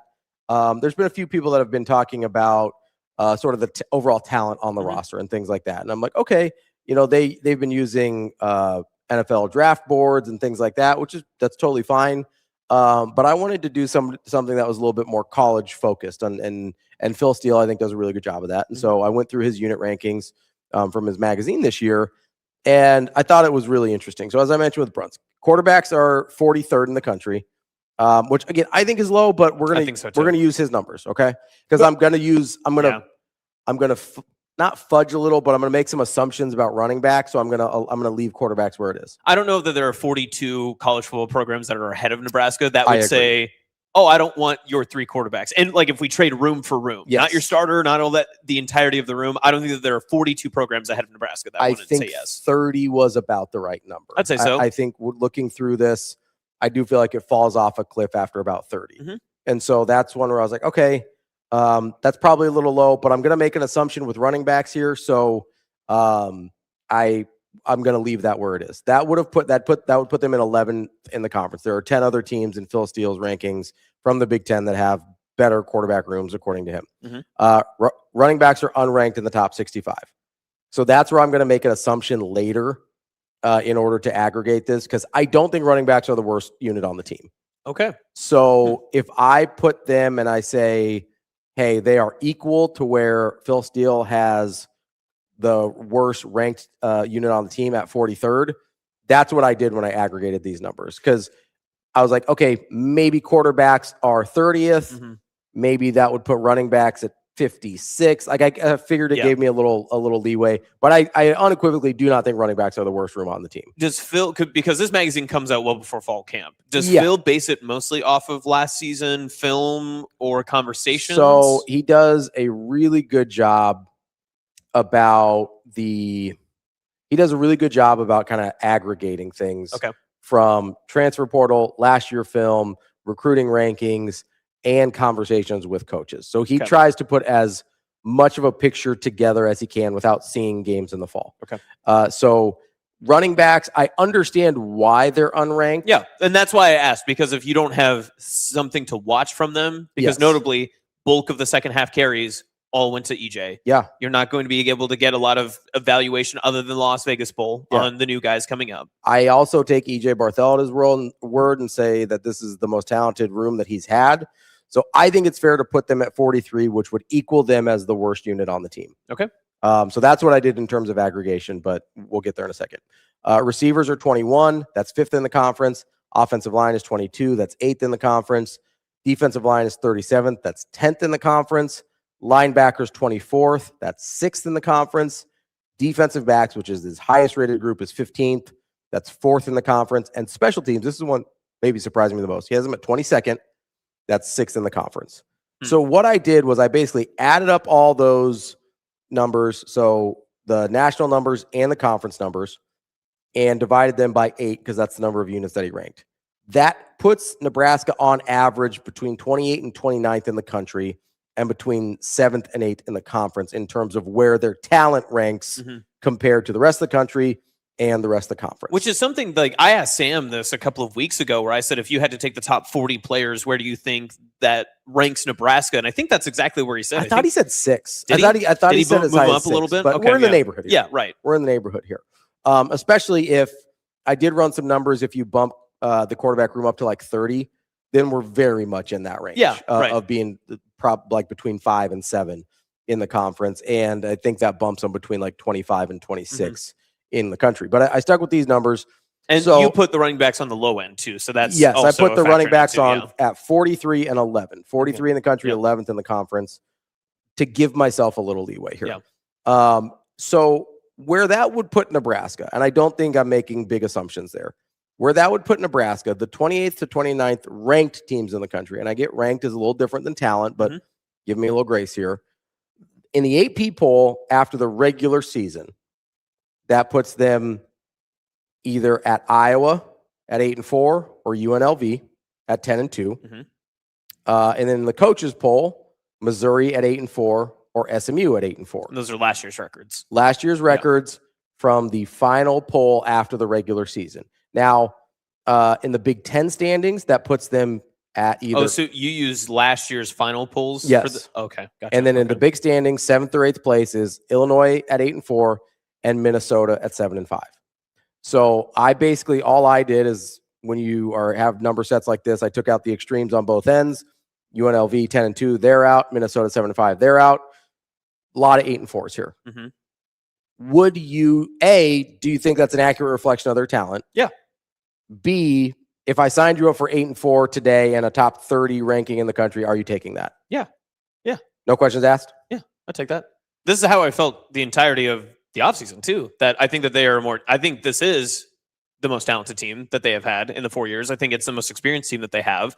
It's just the matter of the coin flip games that still come down to it. But in terms of strictly the talent, when the AP poll first came out, when the coaches poll first came out, and we saw some of those top 25 projections and ratings and people were talking about it, I had no doubt. And that's why I asked Sam about it a few weeks ago was, why is it that Nebraska is being overlooked? Because I believe that their talent is actually closer to the top end of the conference than it is closer to the middle or bottom end. I think that they're more talented than Iowa, especially coming into this season. They do return more. Iowa has a lot of questions this year. They do. I mean, we talked, I think Scott Dochterman was talking about it. Yeah. There's a lot, and Bruntz maybe even did a little bit too. There's a lot of questions at Iowa this year. Yeah, there's a lot of questions there. And there's a lot of questions at Illinois this year. But again, Iowa's a team that is preseason top 25 ranked in both of the polls. Illinois is not, but they are a team that a lot of people would assume has upside. Nebraska doesn't have the same upside. And yes, I get it. It's because of the games that are on the schedule. I understand. But that's why, I've tried to use this example a couple of times, but if you took the entirety of the schedule for Nebraska and just shook it up into a big jar and just spilled it out, all the games, translated the way that they did, I don't know that Nebraska, everyone would feel as confident just saying, oh, well, it's a really hard schedule. It's all this other stuff too. Some of it is the way that the schedule is actually positioned, but talent-wise, I think that they can be very competitive with a lot of the teams that are in that upper tier.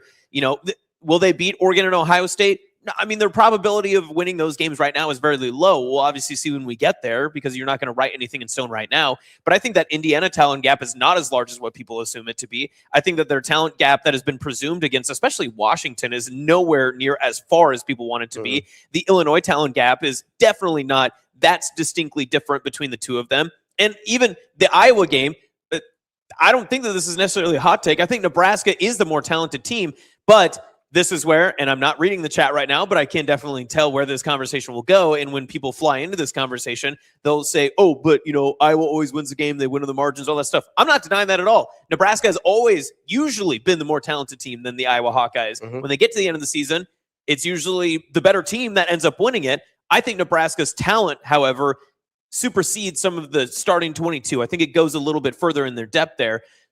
You got to fix all the other little things. You got to be able to clean up some of the other stuff and get the in-game things corrected so that way you can win those close matchups. But in terms of strictly talent, I don't think that there are many games on Nebraska's schedule where they are going to walk in and feel like we don't have the Jimmies and Joes to win a game today. I feel like they should be confident in, if you put a number on it, I think they should be confident about 9 of their games going in, just saying based on talent alone, I think we've got a really, really good chance of competing with the team we're facing off against. Yeah, so I'm looking here. So Iowa totally unranked in at least 2 categories, quarterback and wide receiver. Naturally, yep. Makes sense. Yep. They are top 20 in running back. They're 15th in offensive line. That's only 7 spots ahead of Nebraska. They're 35th in defensive line. That's only 2 spots ahead of Nebraska. Going through here with linebackers, they are below Nebraska. They're 7 spots below Nebraska in linebackers. In defensive backs, they are 4th. Nebraska's 15th. That's the biggest gap there. And they're 6th in special teams, and Nebraska's 22nd. I do think we're not probably giving enough credit to LeVar Woods not being there on the special teams. But if you're... I'm going to get a checkerboard or just a whiteboard that says days without LeVar Woods being I'm just like, it'd be like if I think it would be the equivalent of them losing Phil Parker and us pretending like the defense was going to be the same thing. I don't think that's a reasonable thing to assume. Kirk Ferentz has had a lot of success with lots of different coaches and things like that, but I do think LeVar Woods was if you look at their special teams over the last handful of years, that was a key part, not only of their success, but of their defense as well. Like the special teams allowed their defense to be what it was. But to your point on the unit rankings, there is, I don't think, a ton of difference between Nebraska and Iowa. Maybe it's even, right? Maybe it's pretty even in terms of talent. But, I'd have to go through and look at the Minnesotas of the world and the Illinois of the world to get a good look here. But I don't know that there's evidence that there's a big gap between most of these teams right off the top here. And here's the other thing, they've got Illinois ranked 34 on quarterbacks. I'll take Nebraska's quarterback room over Illinois' quarterback room. I'd agree. Yes. No questions asked. Just full stop. I will take that room at all. Is this us knowing too much about one team? No, being hyper fixated just on the one program that we know. Anthony Calandru was as good, if not better, than Caden Hauser. right? Like, and then now this is a completely different scenario. If Calandria doesn't come to Nebraska picks up Kalen in the portal. They still have TJ Lateef. They're still going to get a third quarterback, right? Yeah, like, I mean, you want to pretend it was Kenny Minchie or Aiden Childs or one of the other guys. Like, I mean, let's just say, just for argument's sake, it's Minchie because that was their first choice, right? So they go Minchie. Where does that put Nebraska quarterback ranking? I actually think it's lower then. Because I we know I would kind of tend to agree. Dramatically less about Minchie than we do about Anthony Calandria. And I think that the evaluation of that room would be different because then they would say, okay, well, you have two guys with starting experience, but Lateef maybe didn't flourish completely. He had some duds of games, at least statistically. They'd say the same thing about Kalen as well. And they would say, okay, well, the higher upside is going to be Kenny Minchie, and if he's your projected starter, you haven't seen him in live action. So you don't know what to make of it. Very little information on him from Notre Dame. So I would understand the 43 if it was Minchie. Okay. I think it's closer to 30 with Calandria. But, I mean, there's nobody else on Illinois' roster that you look at and you go, okay, there is a lot of evidence here that they have any sort of depth in that room. Like, if Hauser isn't good or if he is or if he struggles at all or like, there's no backup plan. Yes. For Caden Hauser, right? Like, this is our guy, and if he's not our guy, we are in a lot of trouble.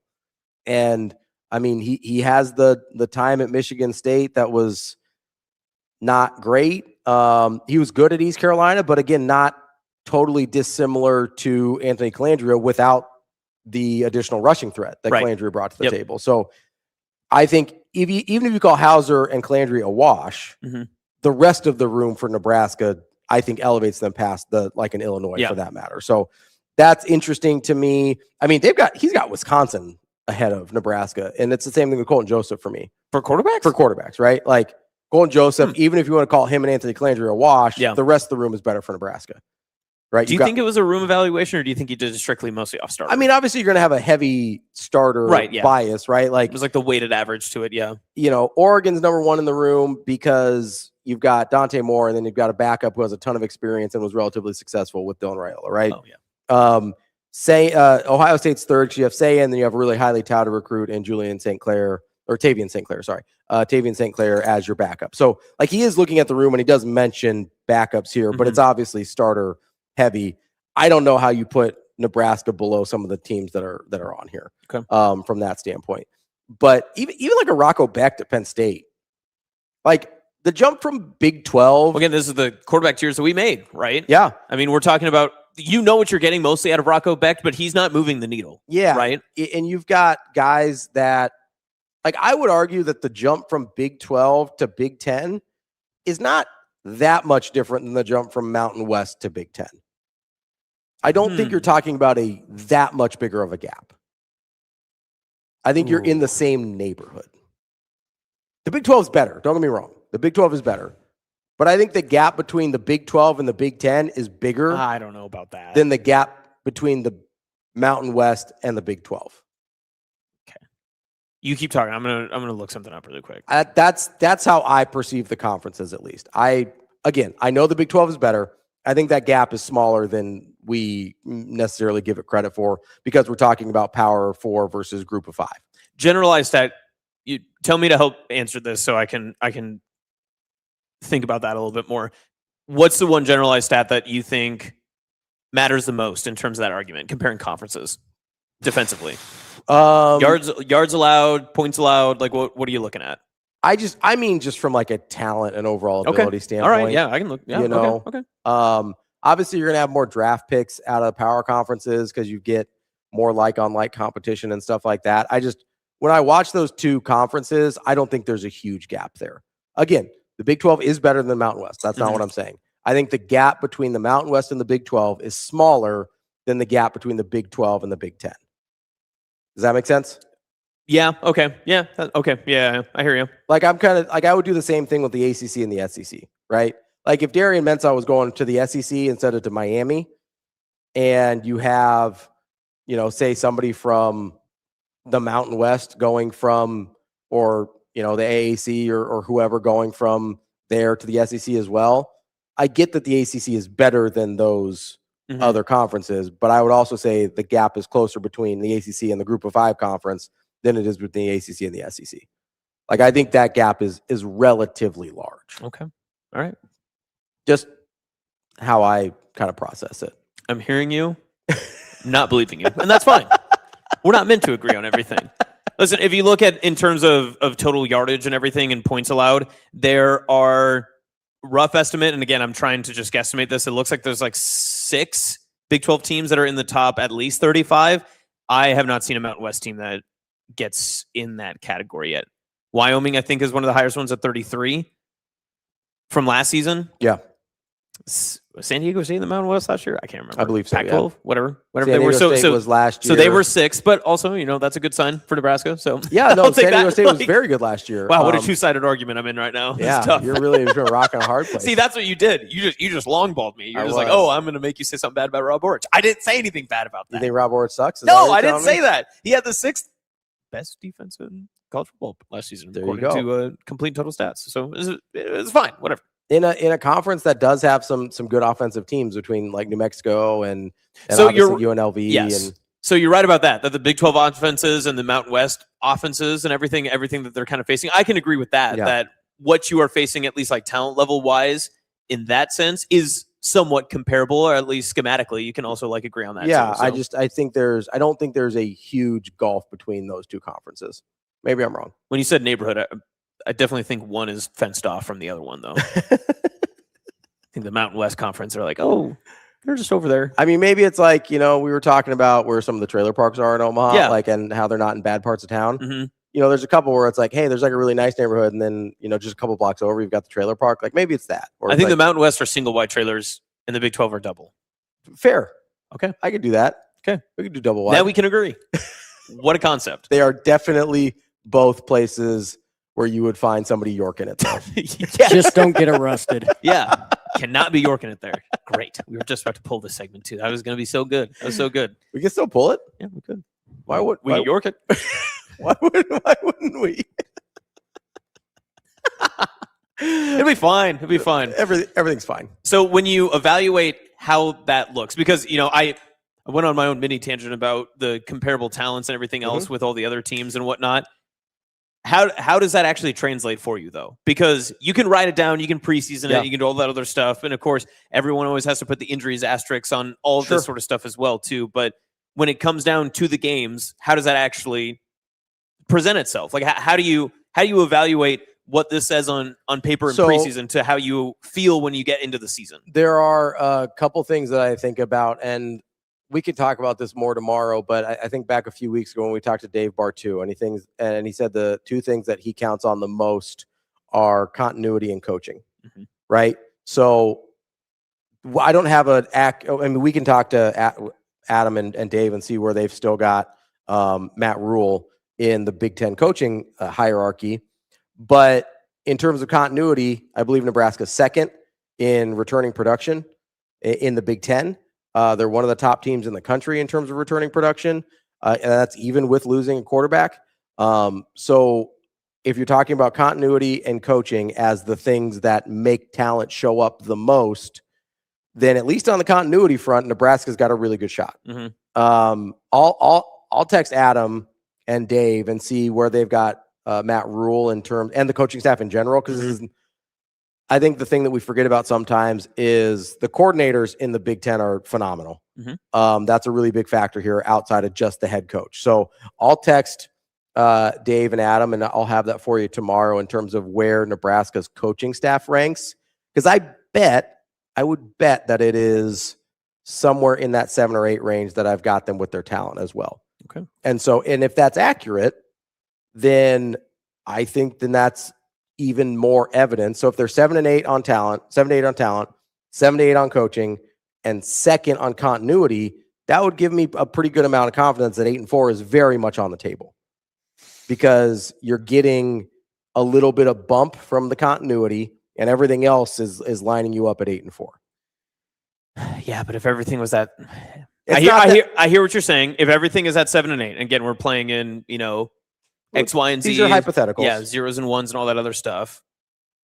But if your coaching and your talent matches, I know this is a hypothetical that you didn't present, but if your coaching and talent matches, I'd rather have your coaching be higher, because your coaching can elevate talent. I agree. I get that, but and so that's why I would be hesitant to say, oh, it's just grouped into 8 and 4, because if they're the similar level, I would rather see your coaching be higher than what your talent level I get is. that, but if the coaching is higher, then I think it takes the talent level, because the talent level is at 8 and 4. That's what the numbers tell me. So if the coaching was higher than that, then that would skew higher than 8 and 4 for me. What I'm saying is I don't think it brings it lower. If they're both at, and again, I don't have the numbers yet, but if they're both at 7 and 8 or 7th or 8th place in the conference, that lends me to believe, hey, they'll stay even on where their talent. But then you're is. aggregating the entire coaching staff at 7 and 8. Yeah, I mean, I think you have to. I don't think you can take. Obviously, for the number and everything that you're saying, but okay. So for this extra, and if it comes higher than that, then all of a sudden with the continuity, and if the coaching is higher than that in the conference, then I think you have to be like, okay, well maybe 8 and 4 is not just plausible, but maybe that's 8 and 4 is where you feel like you should be, and maybe even have a chance to win another game. Right. Besides that, I think I think it'll be really interesting to see what the Matrix Analytical guys say in terms of the coaching staff. But from a talent standpoint and a continuity standpoint, I think 8 and 4 is very much in the picture.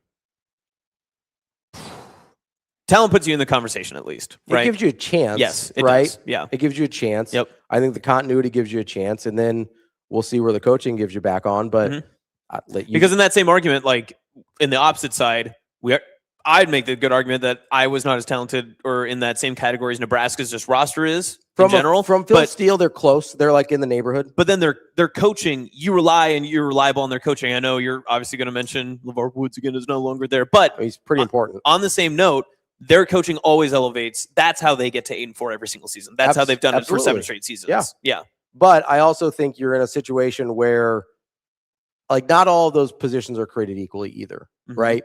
So to be potentially as dreadful as they might be at quarterback matters. If their special teams fall off at all, that is a much more important place for them than maybe it is for anybody else in the country, because so much of what they do is based on special teams and defense working together. So if they have any fall off in either of those two areas, then we're having a different conversation about Iowa. We just are. Especially, like, Iowa's overcome bad quarterback play before, but they've done it with special teams and defense. If special teams doesn't stay at that level, I don't think their margin is huge. Iowa's margins on anything have never been big. Yeah. Right? We always talk about, but that's where they win. Right. But if you lose any of that margin because either you think LeVar Woods is that good or you don't. You either think it's an Iowa thing or you think it's a LeVar Woods thing. Interesting. Right? And if it's a LeVar Woods thing at all, then all of a sudden that margin that wasn't big to start with has evaporated. Have me up late tonight doing homework. It's brutal. Well, you got stuff to do tonight. Well, I know. Stay up late. It'll be fine. I'm just saying, like, if there is any drop off, which I think it's reasonable to expect some, if we think LeVar Woods is actually as good as we've said he is these last few years, then the margin that Iowa wins on just got even smaller or doesn't exist anymore. Yeah. That's a thing that matters, especially if the quarterback play, like, Gronowski really struggled throwing the ball, especially early last year.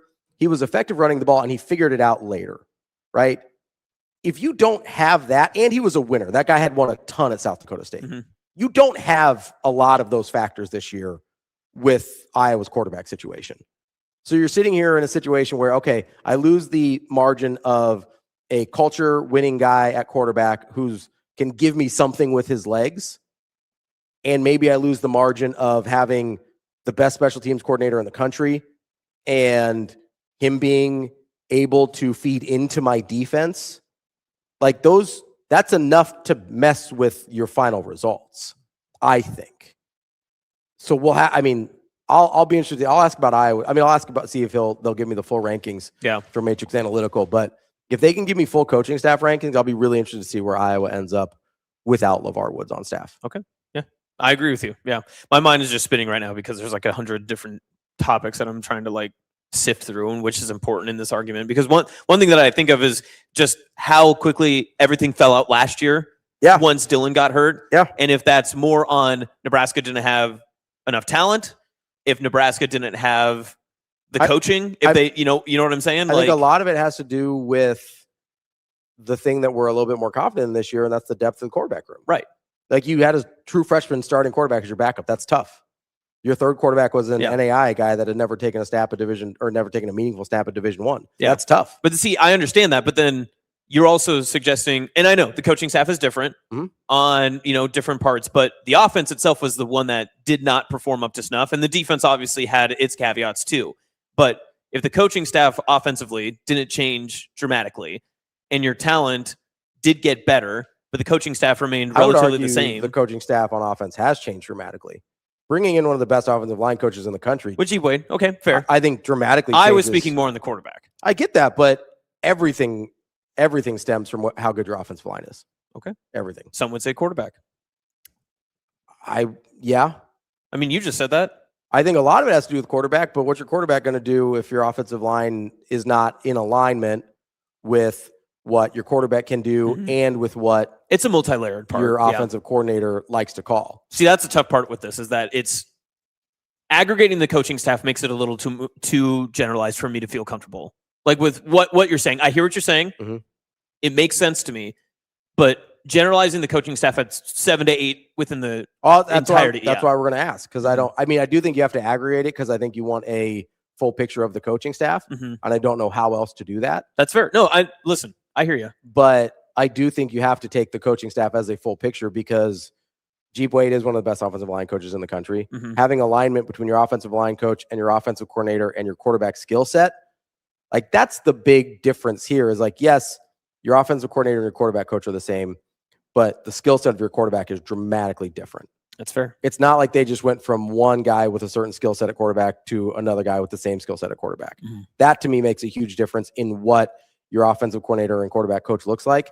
And I think the offensive line being in alignment and frankly should just be better also has a huge factor on what your offense looks like. And let's not forget the offense has gotten better year over year. Like from points per game, they have scored more points every year than Nebraska over the last 3 years at Nebraska. So while it wasn't, especially at the end of the year, what you wanted it to be, there has been improvement each year as Nebraska has moved on under Matt Rule. Okay. I don't know. We'll see. There's a lot. There's a lot there. I'm going to text Adam as soon as we're off here and see where we're at. I want to see if he'll give me the That was like rankings. getting a pop quiz at 8 a.m. That was tough. Listen, you just got to start school off right. That was tough. You got to, do you want some of this energy drink to wake you up a little bit? Yeah, I'll finish that for you. Here, let me try it quick. You want to see it? Yeah, You want to see if let it's me as try bad this. as I think it is? Yeah, I do. Yeah, actually. Did you get any beard in here? No, I don't think so. I like the smell. You do or don't like the smell? That's not that bad. You're being come dramatic. on. You're being so dramatic. No, I'm not. No, That's that's really awful. not that bad. You're out of your mind. This is a $1.99 drink at best. No. That's what I'm spending. Anything more, I'm not buying this. I wouldn't drink that for free. You have been drinking it for free. Well, I took like 2 sips and I was like, I'm out. I'll have the rest of this. I'm not worried. You're more than welcome to it. You don't have Giardia, do you? So much. What? I got Giardia Plus. I got the subscription. I got that super. Comes in once a month. Nice little box. Well, if you weren't yorking it so much. Okay. All right. All right, Play the Shane. music Wrap again. it Wrap up. it up. That's awesome. I'm Ravi. We'll be back tomorrow with Hurrdat Sports Live. See you. Have a good day. Love you.